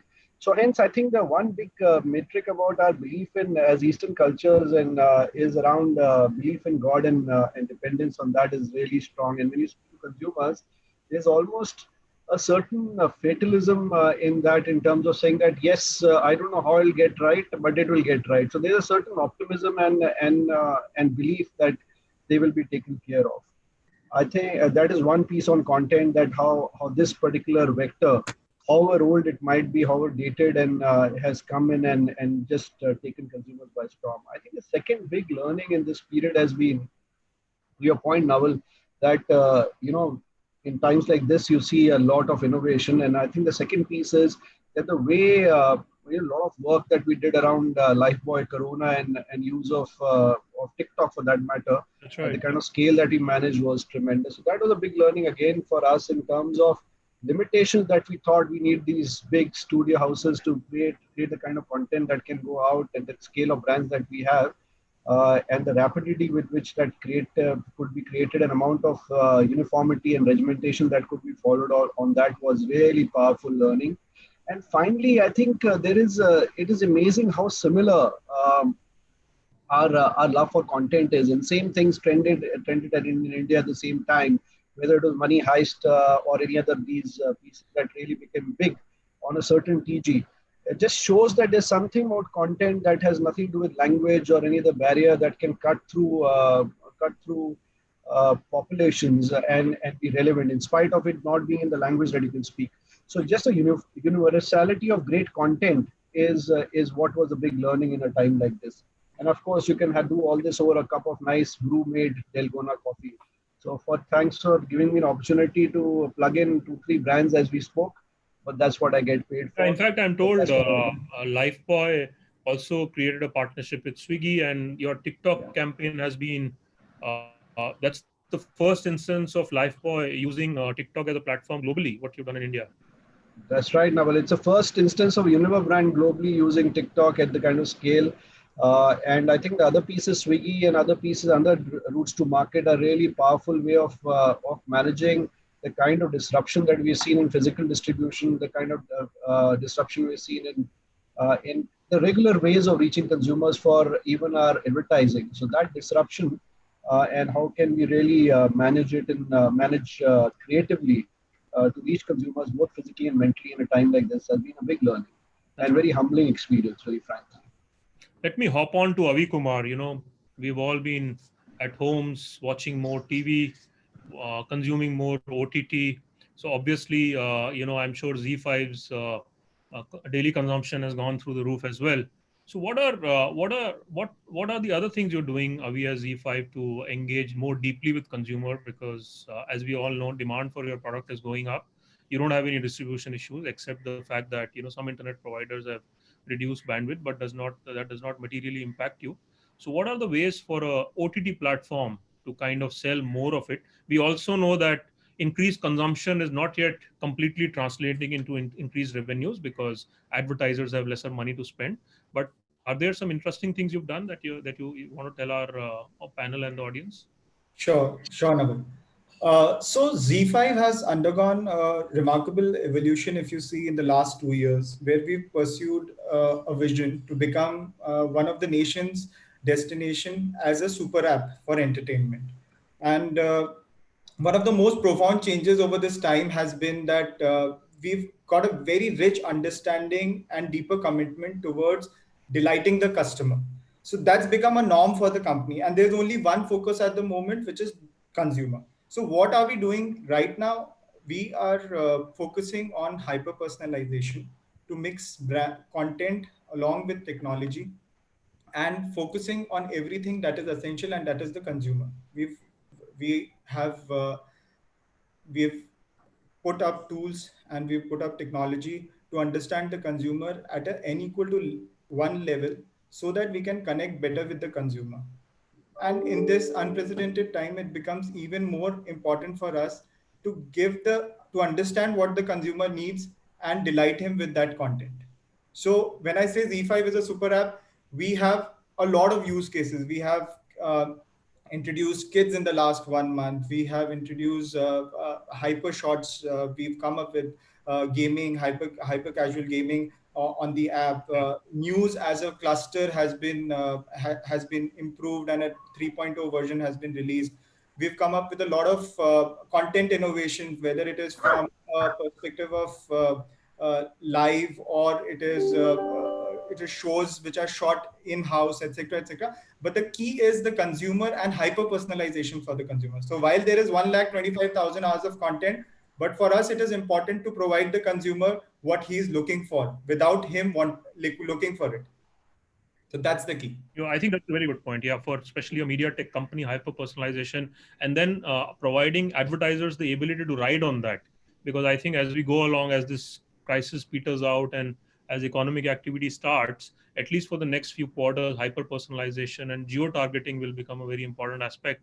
And for brand like, let me go across to Nipun now and talk about Vivo. Your category has obviously been impacted, Nipun, and primarily for the fact that because of significant logistical disturbances, shops are not open, retailers are shut, you're not able to get your phones across. So my question has two parts to you. One is, during times like these, when naturally you are not really investing significant money in brand building, uh, presumably content marketing plays an important part of the piece in terms of reaching out to customers.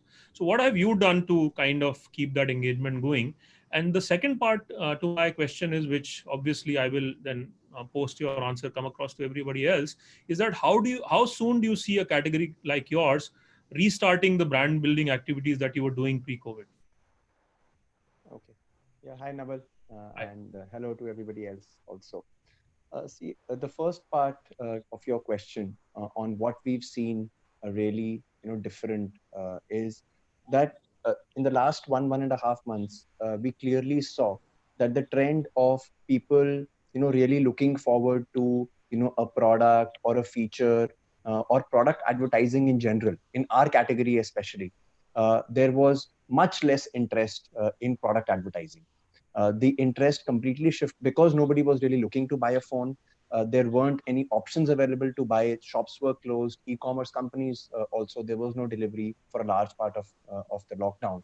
So people were genuinely not interested in going out there and checking out product features. And therefore, from the brand side also, they weren't really interested in us communicating too much about product features. However, what the consumers were really interested was, what are we doing with respect to coronavirus? What message do we have at a larger level for the society? That's what people were genuinely interested in. Are there any CSR efforts which the company is undertaking? So when we put out such communication, which was on CSR, which was about a video which we made on Heroes Who Care, saluting all our policemen, factory policemen, and healthcare workers. Those kinds of videos and content really got a lot of engagement. So very less interest on product, a lot of interest on CSR and other social issues. So that's the first part on what we've really seen. That was the lockdown 1.0, 2.0, and partly 3.0 also. Now when we entered the 4.0, what we've seen is a real shift, because as market has started opening up, people have again gone back to buying phones, and therefore we have seen sort of a restart in smartphone sales. And we can talk about it more in the coming few questions. But we have started seeing sales reviving, and because the sales have started to revive, what we've also seen is people are now more interested to know about features which they weren't interested in a couple of weeks back. So tell me, since a lot of people listening to this conversation are primarily from the content curation, content marketing domain, do you foresee a scenario over, say, the next 2-3 quarters, since financials of majority of the Indian corporates are adversely impacted? Do you see parts of marketing money going from mainline media, at least in the interim term, more towards good content ideas? Because television by nature of it is obviously more expensive to do, and you might not have that kind of money available. Sure. So see, you're right when it comes to content, and this was always on the horizon. Just that I think this lockdown has precipitated the realization of the importance of good content. I certainly believe that now and going forward, the whole age of push marketing will have to change towards pull marketing, where consumer is interested, he will seek you out. He will find out information about you. You don't have to necessarily be in the face of the consumer most of the times. And I think that is the shift we will see from industrial age marketing to digital age marketing. Right. So Atit, you have a brand. You are in a envious position of being, I remember 20 years back, there used to be a case study about 911 where, they tried to kind of demarket the service. Too many people were calling. I'm sure Byju's is also kind of, right now overloaded with demand, and, you are kind of ramping up your backend. What does a brand like you, which is inundated with demand, do in times like these? Why do you need to engage with customers when they are coming to your shop front in droves anyway? Hey Naval, so two things happened in the last 65, 70 days. So pre-lockdown levels, if you look at it, there was a lot of excitement happening on the pre-recorded content. And over here, content, I'm talking about the very serious, hardcore academic content. And as the lockdown started, the first thing to shut was schools, and the last thing to open up as the economy and the markets open up is going to be schools. So school is at the two ends of the spectrum. Now, and this is also the start of the academic season. Most of the boards, whether it's a CBSE board, ICSE board, state boards, most of them, some parts of the country starts around May, June, post the April final examination. And that's the core of any start of any education season. So what actually happened is that most of the schools, and especially the A+ schools, the metro schools where we send our kids, those schools started doing online classes using multiple platforms, and Google Classroom became a go-to market product for most of them. But that's not even 0.1% of the total population in terms of schools or school-going students. So the big content initiative which the business created, and that's where the numbers started stacking up, is starting live classes.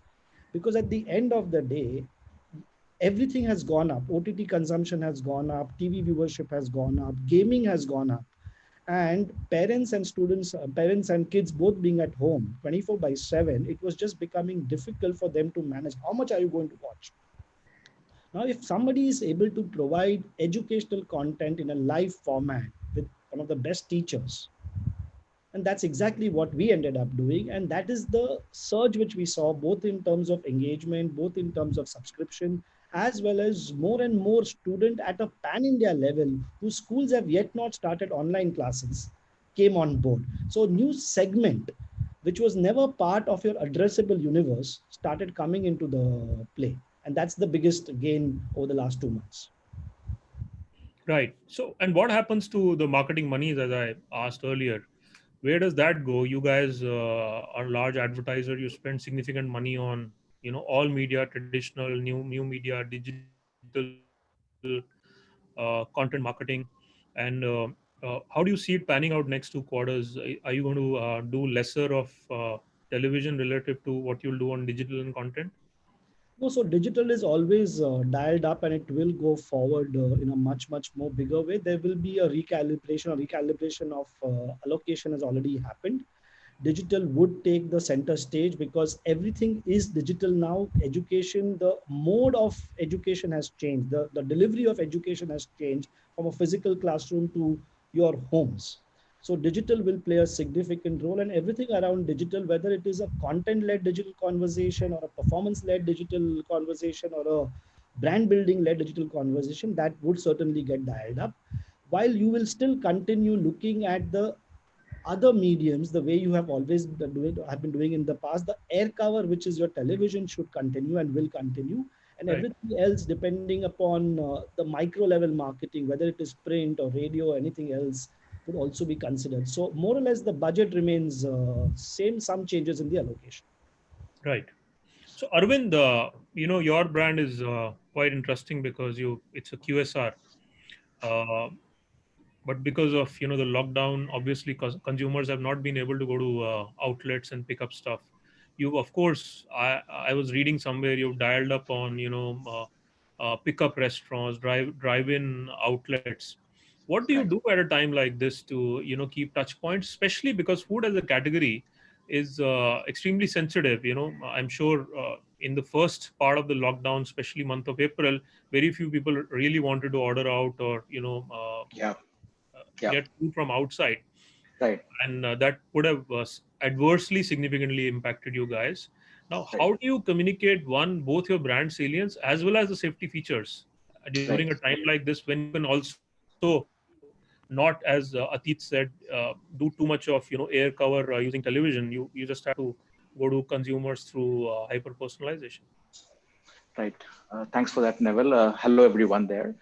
One of the things that we quickly realized very early on in this lockdown was, uh, it's very easy for brands to become tone deaf in all of this scenario, right? When the sales are down, when you have to push and generate demand. So we quickly pivoted to a place where we kind of treat customers as people first and consumers second. What that meant was reassuring customers of our safety and hygiene. McDonald's is known for its high standards of safety and hygiene, but it was time to hit the story all over again, going back to our supply chain, how the new contactless norms, social distancing norms have been implemented across supply chain in our stores. So we needed to do the storytelling all over again and prove to customers that it's safe and hygienic food. And it was also one of the first brands to launch contactless delivery, and it was very much appreciated by customers. And this is where no food touches the hand, even during preparation and even at the time of delivery, and there is sufficient social distancing at the time of delivery. So this module was launched right in February, when the whole lockdown was just beginning to take shape, and that gave huge positive impact for our delivery business, which picked up slowly but surely, based on this whole assurance messaging that we were giving. The other thing that we picked up is consumers were asking brands, what are you doing to the society? Especially when there were a lot of the stories about the underprivileged that was hitting the screens and hitting the newspaper pages. And we dialed up our social initiatives. We launched our Meals for Good program, where we tied up with NGOs across the various cities, delivered food to the underprivileged. So it's been 2 months now that the program is still underway. So in a very small way, we are kind of doing our bit to the society. And this has again been very appreciated by customers, that this is a customer who's putting the community first, and at this point in time when the community needs it. So I think it's very important for brands to realize the situation we are in, and dial up programs accordingly. And I think one of the earlier panelists mentioned it, and we are seeing a phase now where customers are craving for their favorites. They want their aloo tikki, they want their Maharaja Mac, they want their fries, and they want to know, how can they pick up either takeout or get it home delivered. So we have, our messaging has changed in that context, reassuring customers that our favorites are there, to order, and our favorites are missing them too. So I think in this 2.5 months, we have seen at least three distinct phases in terms of consumer expectations and consumer sentiment. And accordingly, we have fashioned the communication, and we recognize in terms of media, digital is where most of the customers have been gravitating towards, and that's kind of found a place in Anything our media interesting mix. you've done, you want to tell us? Well, one of the important, levers, especially during this time when, content is scarce in terms of producing high quality content, is focusing on user generated content. And during Mother's Day, especially today in the context of people staying at home cooked food is what is ruling the whole, roost. And mothers are at the center stage, right, taking care of the whole household. So we kind of had celebrated Mother's Day, and as a food giver, you can't really win the battle with a mother, but we reimagined with customers how mothers would react when a kid or a youngster asks for a aloo tikki or a Maharaja Mac in these circumstances. And we kind of got a lot of user generated content on what would mothers say in this context. And that ran for a few days and was very heartening for a brand to get its feedback in terms of re-engagement with customers after a brief period of time. So I think stuff like influencer marketing and UGC are a boon in today's age, and that's something that we have dialed up. Yeah, I think that's a very important point. Sandeep, let me come to you. DHL would, of course, have customers both sides of the spectrum. You have corporate clients as well as consumers who directly reach out.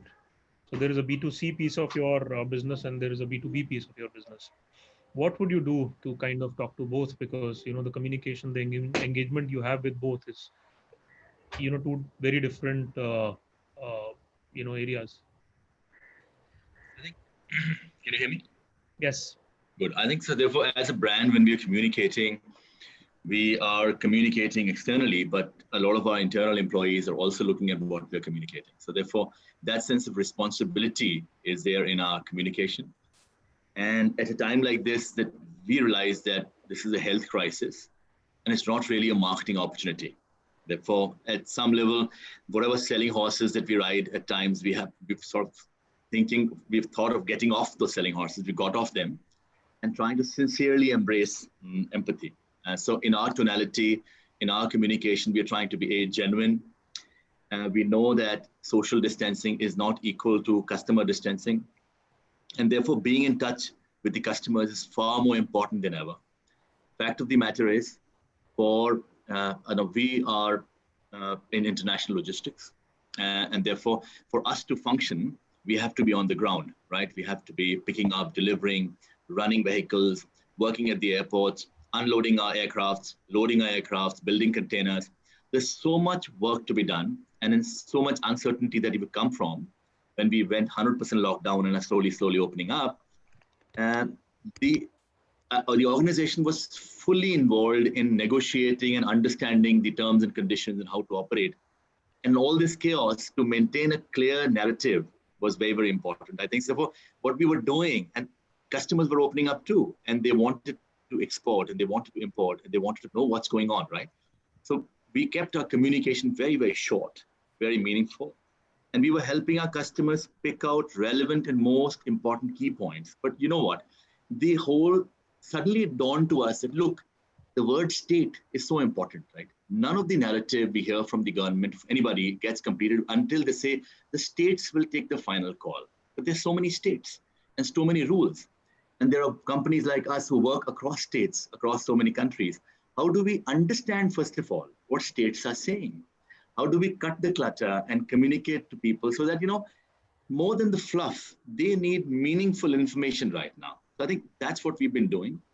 And the one common string which is running in our communication is that we realize that positivity is far more important in these times So therefore, we are trying to be very, very sensitive, staying positive, trying to communicate happy and cheerful stimuli in order to drive away the attention from the negativity of the situation. So I think these are 3 or 4 tenets that are built in our tonality of our communication to our customers, and they cut across to B2B, they cut across to B2C.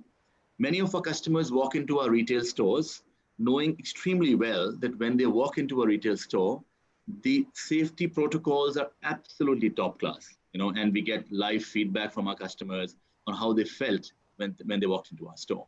So I think our communication is based on these facets when we look at our customers. Fantastic.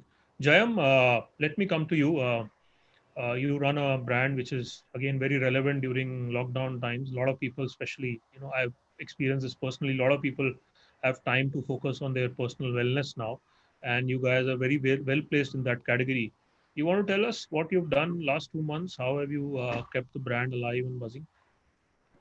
And so I think the last 2 months have been quite eventful. If I was to just take a step back, Fraternity is a offline retail subscription product to access gyms and studios.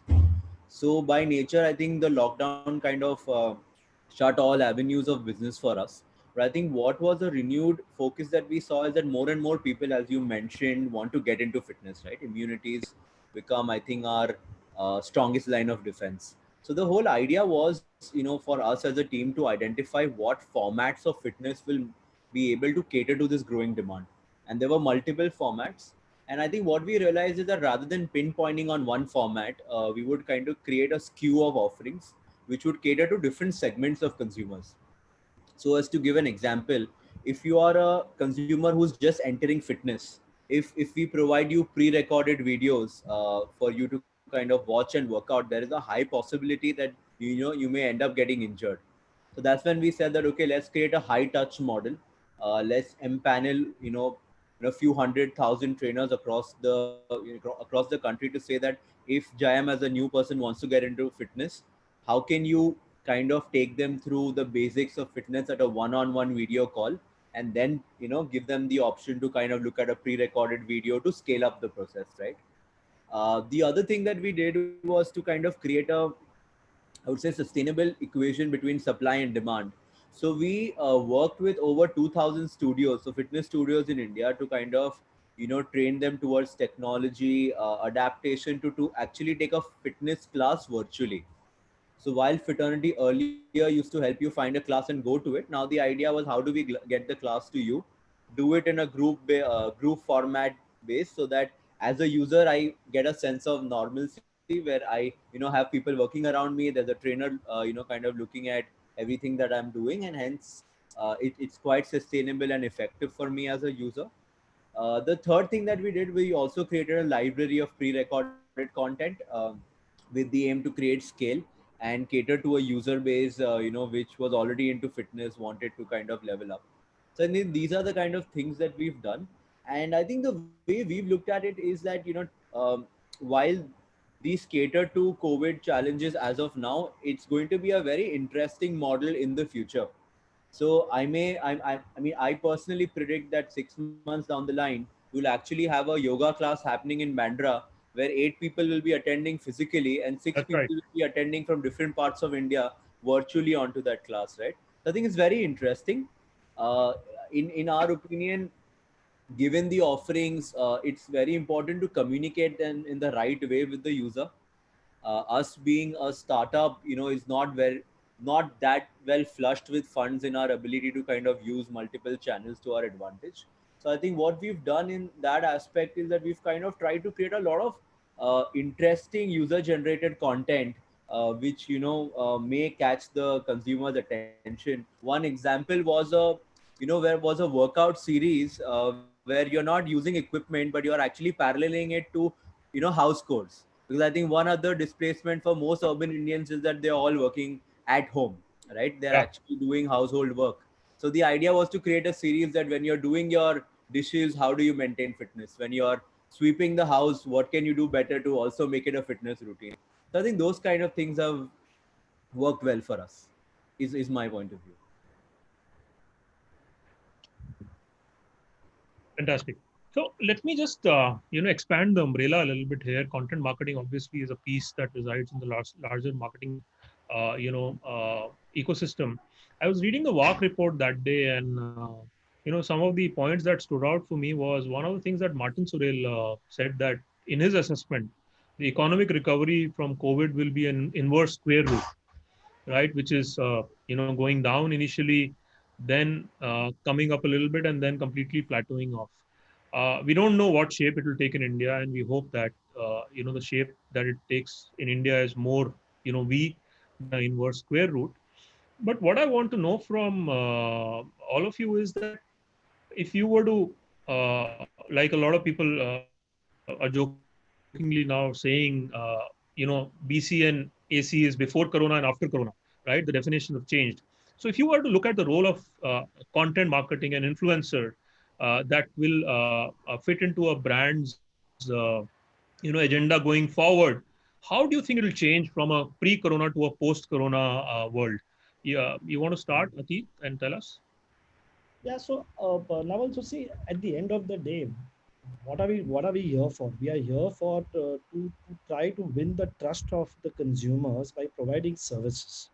Yeah, so as long as the consumers are moving in that space, which they have actually over the last 2.5 months, and more views and more content, both in English, Hindi, and especially in the regional languages, which was not that very big, has taken shape. There's enough and more excitement and content happening in that space, which is regional languages, the 6 top languages.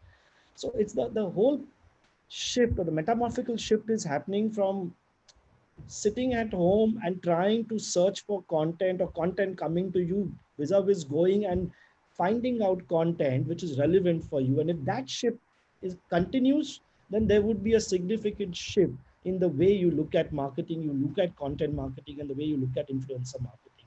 So it's all about the consumer journey. If the audience is there, this will move. But if the audience is after the V-shaped recovery, comes back and we see the traditional output, what we have been seeing for decades, then I don't see this is moving. But it's all about where the consumer is, where the audience is.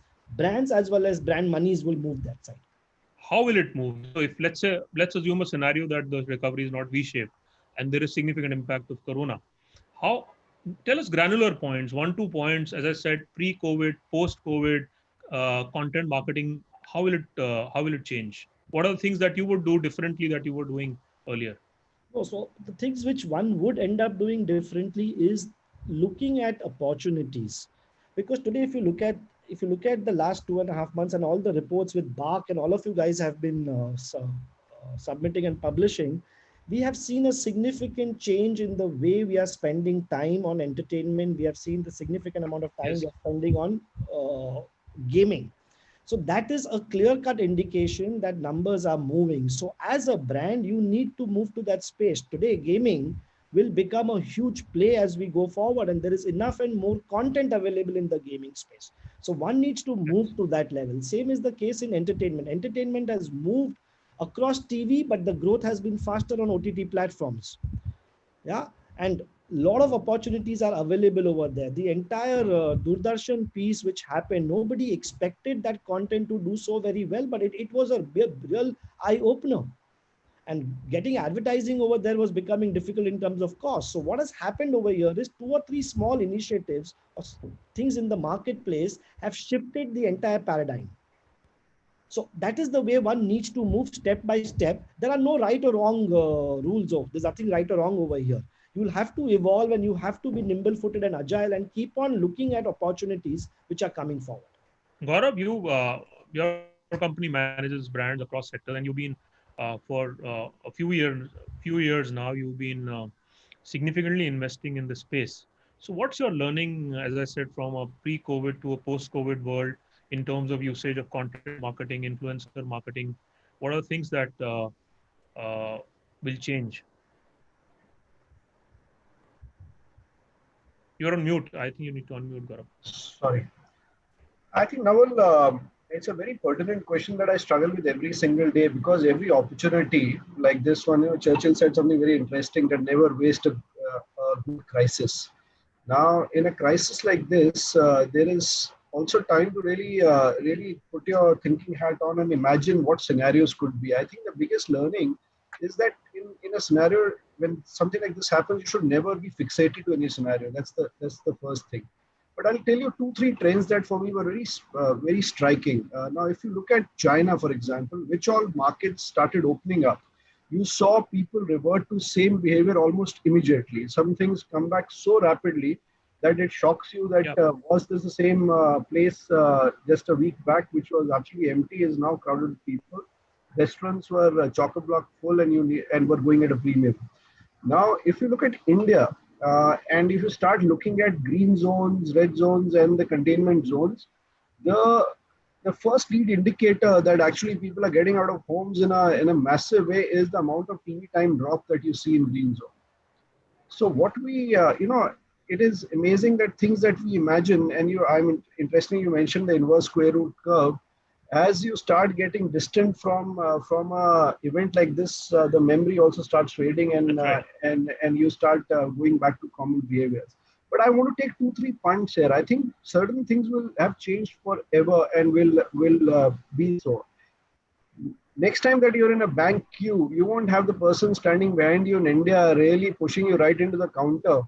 That is something that we took for granted all this while, right? So you'll suddenly see that there's a certain respect for distance and personal distance that will come in, which again opens up massive opportunities in terms of marketing, in terms of messaging, in terms of keeping this sensitivity going.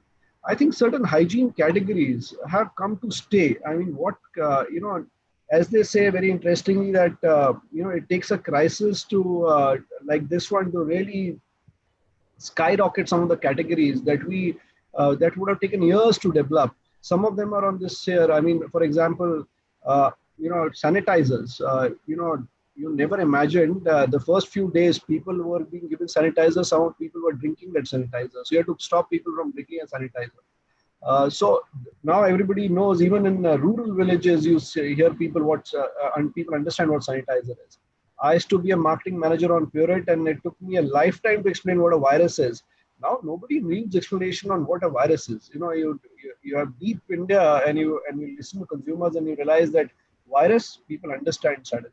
So certain things have changed forever post COVID. So including things like sensitivity to hygiene, distance learning, whether it's physical education, whether it is fitness, like fraternity is talking about, whether it is what Byju's is doing. I think this whole piece of distance, and I learned a very interesting word from my teammate, today when we were talking, which was to say that you become almost distance agnostic to a certain kind of work category. For example, what will change forever is possibly this thinking that you need to physically be in a room to have a conference like this. Imagine what it does to cut down costs.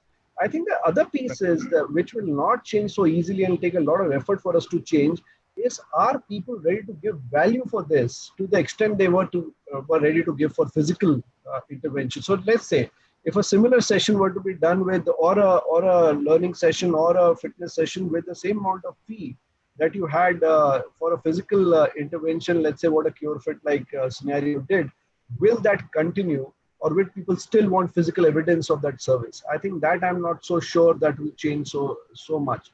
But for me, my hypothesis in the scenario is that a lot of things that today are pretty locked down will come back rapidly, but certain behaviors will stay as remnants for us for a long time to come.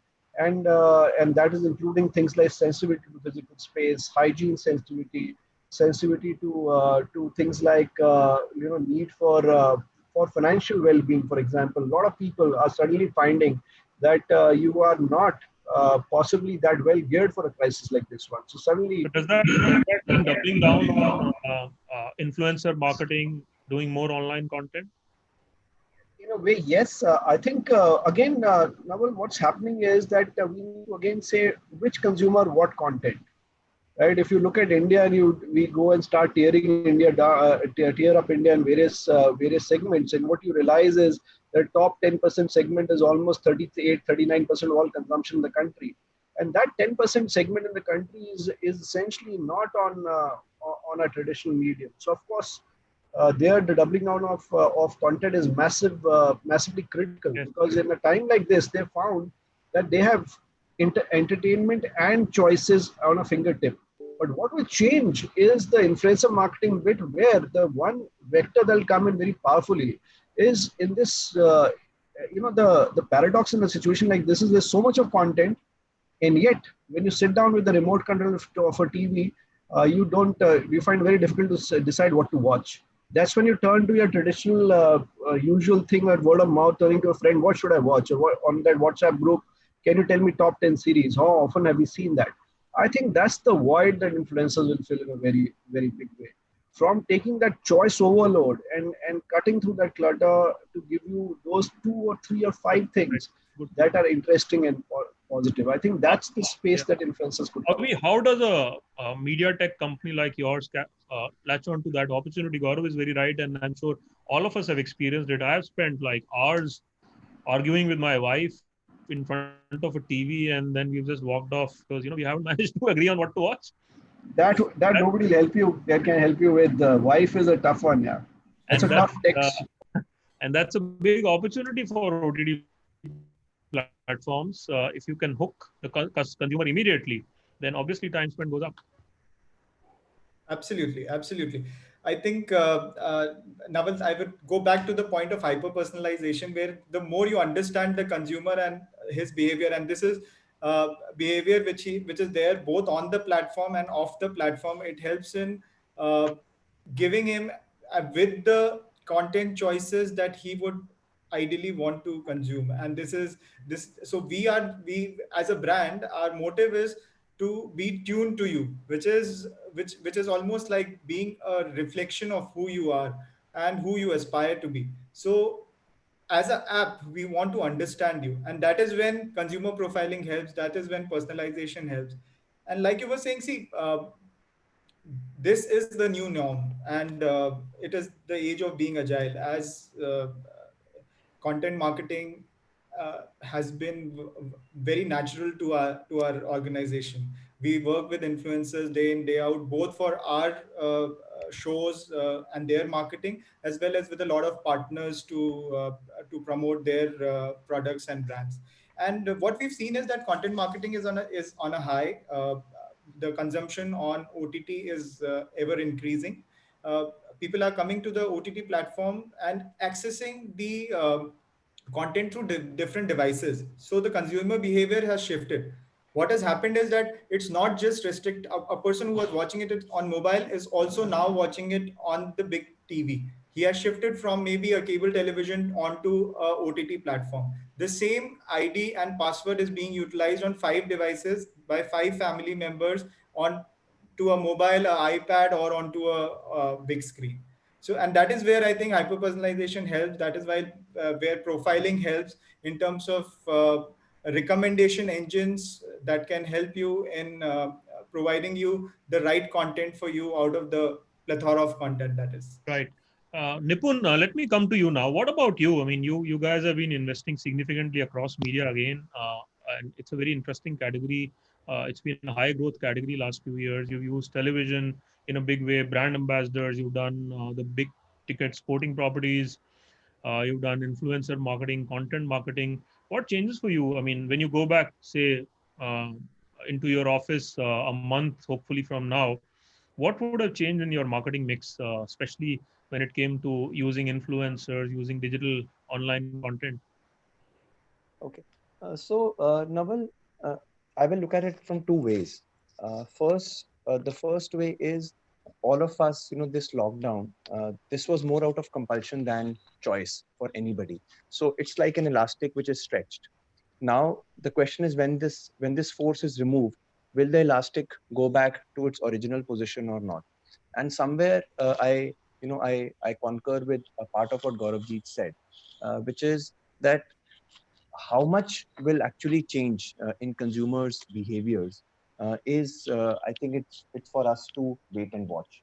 Because it is natural for us to say, yeah, a lot of things will change. There will be a new normal. Yeah, these are the buzzwords these days. But whenever in the last 10 days, when we've seen the markets open up, and again people flocking to stores, buying smartphones, or starting to buy smartphones, what we have realized is that as soon as the force which was pulling people away, the force is removed, it is not that suddenly there is an absolutely new normal. Yeah. So I would rather refrain from saying that yeah, there is 100% there is going to be a new normal. While of course some behavior somewhere there is going to be change in terms of our hygiene habits, our social distancing habits, being more aware of crowded places. So those things will change. But in terms of buying habits, I think we still need to be sure as soon as the lockdown lifts. I think Second, yeah, yeah, go ahead. go Go ahead. Second, second, in terms of marketing, there are two aspects. One Atiti also touched upon, which is where is our consumer. Accordingly, we have to be there. So that's a function of where our consumer is, and second is what kind of monies do we have. On the second part, as all businesses or most businesses have suffered, depending on the range of decline, but all businesses have suffered.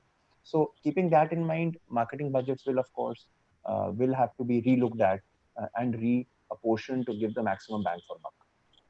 Yes, that's true.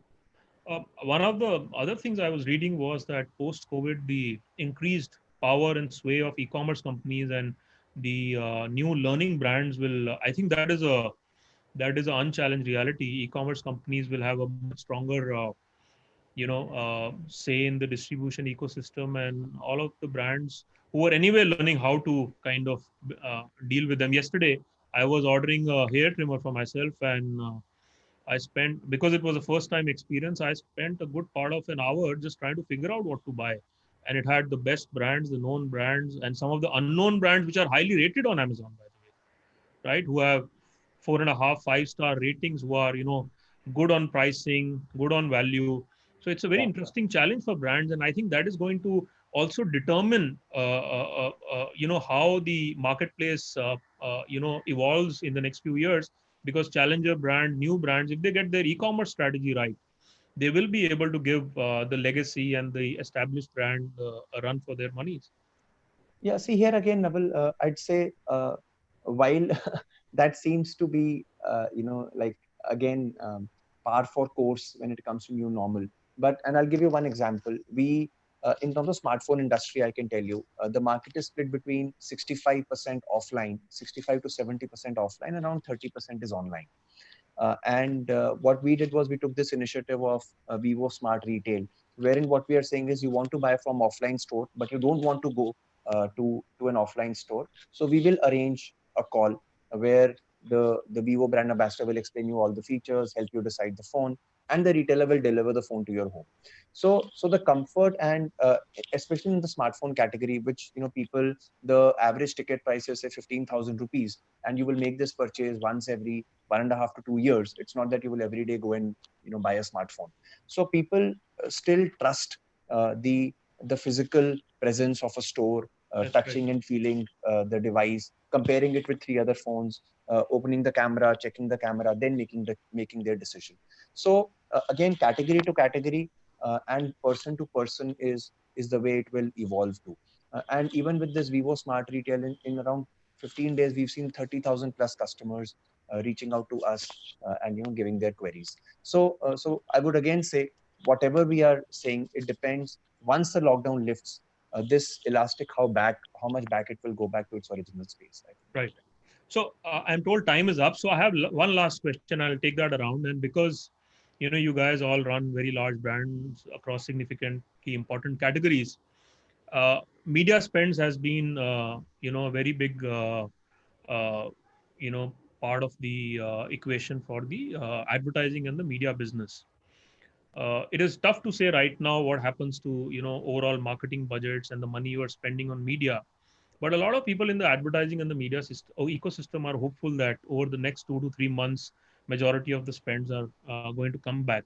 If I were to go around and ask you, of course, it's not possible, as I said, to put a number. If I were to go around and ask you, what is the month that you would look at from now when you would say your media spend will be indexed back to 100? So, for example, if you were doing 100 in September last year, it would again be 100 in September this year.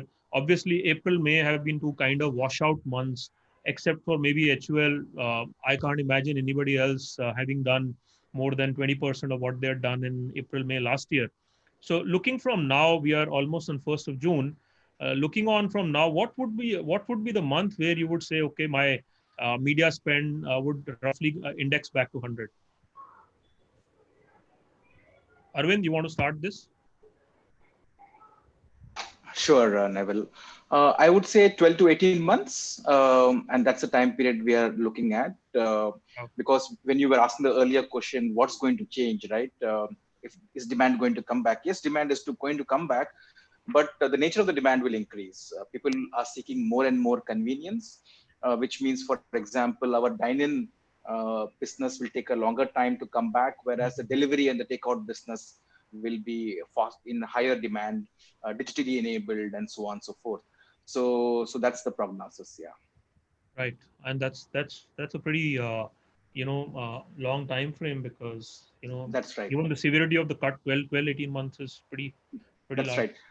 That's right. Because the nature of dine-in is, you kind of meet people, you grow in groups. I think, and what we are seeing very clearly now is, convenience is a big driver of choice, as opposed to, the older channels being preferred. So we see this shift, and hence the 12 to 18 months. What about you, Atit? No, we are already at 105 in the last 2 months.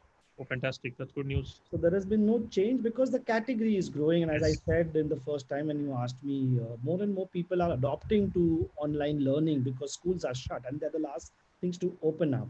And this is going to be the new approach. The blended approach of learning at home and learning from school is going to continue, and it's going to stay for good as far India is concerned, and practically everywhere in the world. So there has absolutely been no change for us in terms of advertising marketing spends. We are at the same levels what it was earlier drawn up before the lockdown started. Great. Nipul, what about Vivo? Yeah, if there is no second wave, I think, and that's a very important point.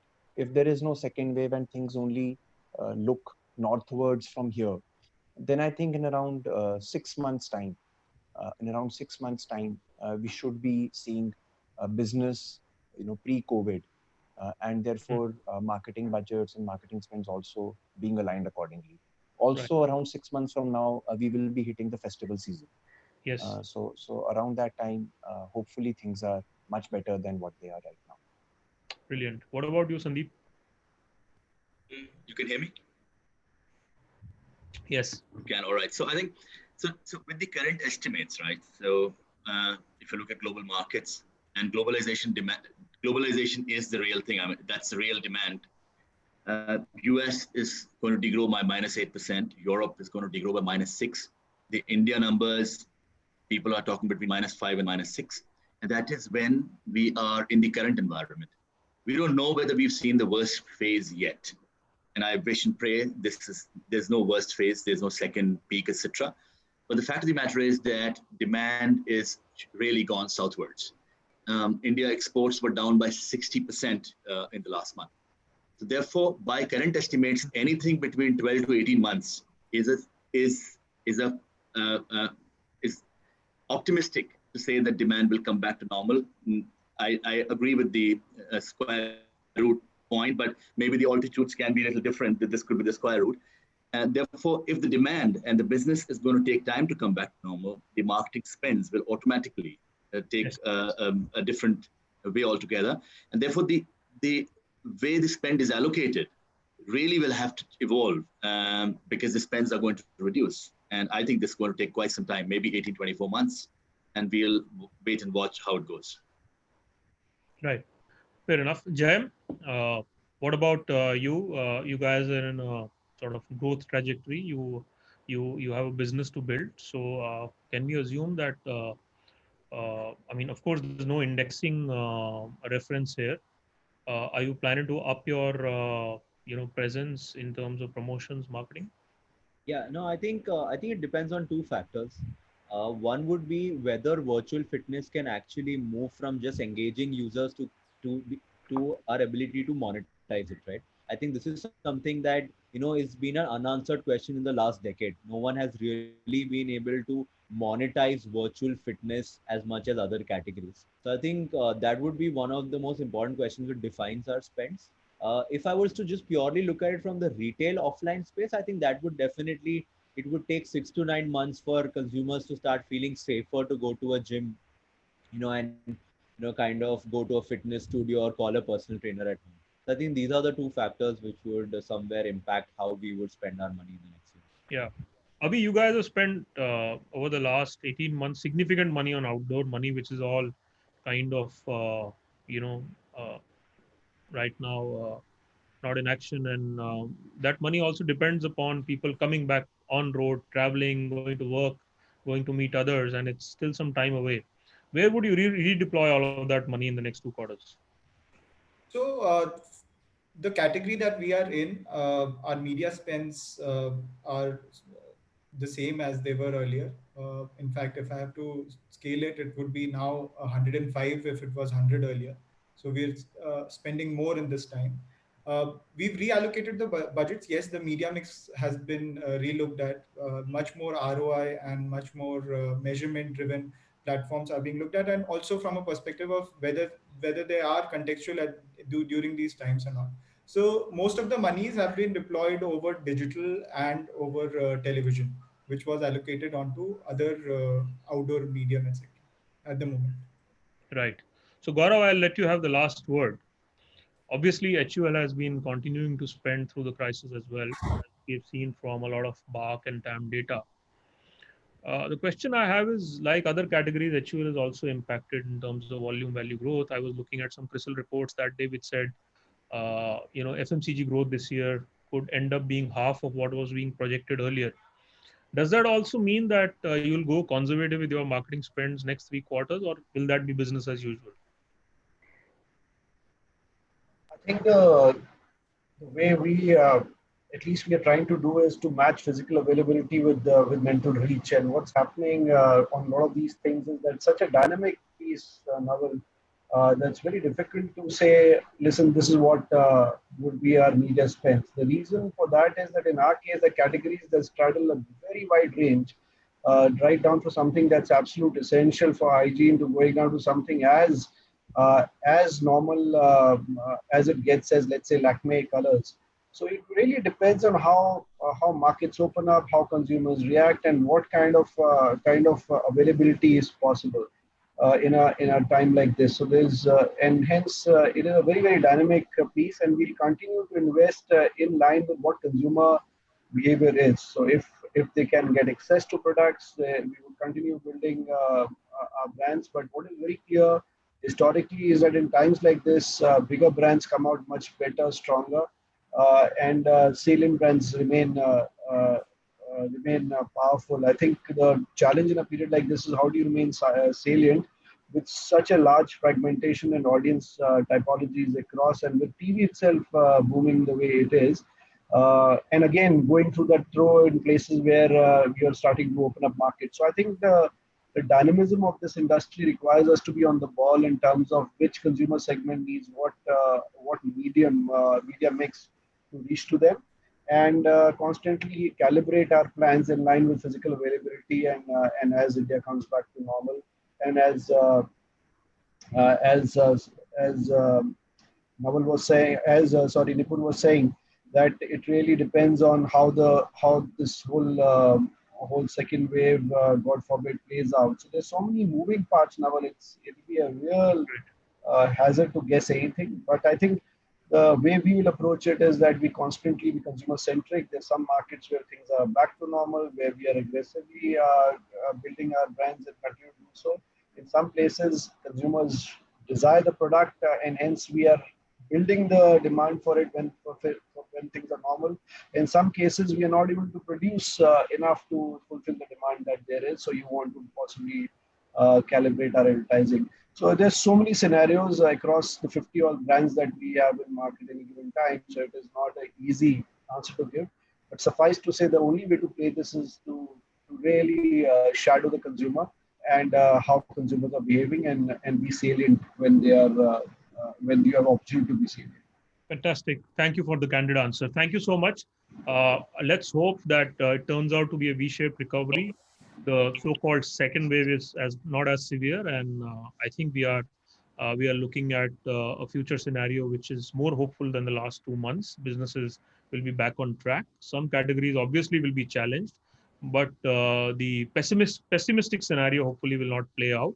We will be somewhere between the most optimistic and the most pessimistic scenario, as happens in most crises. Thank you for your very candid and insightful thoughts, all of you. Thank you, Avi, Gaurav, Jayam, Atit, Sandeep, and Nipun for being part of this panel on a Friday evening. We wish you all luck and hope to see you soon next time. Khyati, over to you. Thank you, Naval. Thank you, team. Thank you, Naval. Thank you, everyone. Thank you, Thank Mr. you. Ahuja, for moderating Thank you. the session, and thank you to all the panelists for spending this time with us, for having this wonderful discussion. All our attendees have been messaging a lot of good stuff that it has brought in value to them. So thank you to all of you. Thank you, And Khyati. before we close the content jam, I would like to leave all of you with just one little thought. You know, there's a quote by Albert Einstein which says, in the middle of difficulty lies opportunity. And all that we've heard today in the Content Jam conference is that let us not be opportunistic, but let us all be more empathetic towards our viewers, towards our consumers, towards the fraternity that we work in, towards each and every lives that we touch. I think empathy is going to take us a long way. So while you make content, don't forget this, and let us all move forward with the hope and positivity that we all strive with. So thank you so much, everybody, for joining us for E4M Content Jam, the content marketing gig. In its third edition, it went virtual and coming to all your screens. So thank you for all of you who joined us till the end. Don't forget to tweet us your responses, your feedback, suggestions, comments with our hashtag E4M webinar and E4M Content Jam. This is me, Khyati Kawa, signing off. Thank you. I was your virtual host for this Content Jam. See you again. Thank you, Khyati. God bless you. Thank you.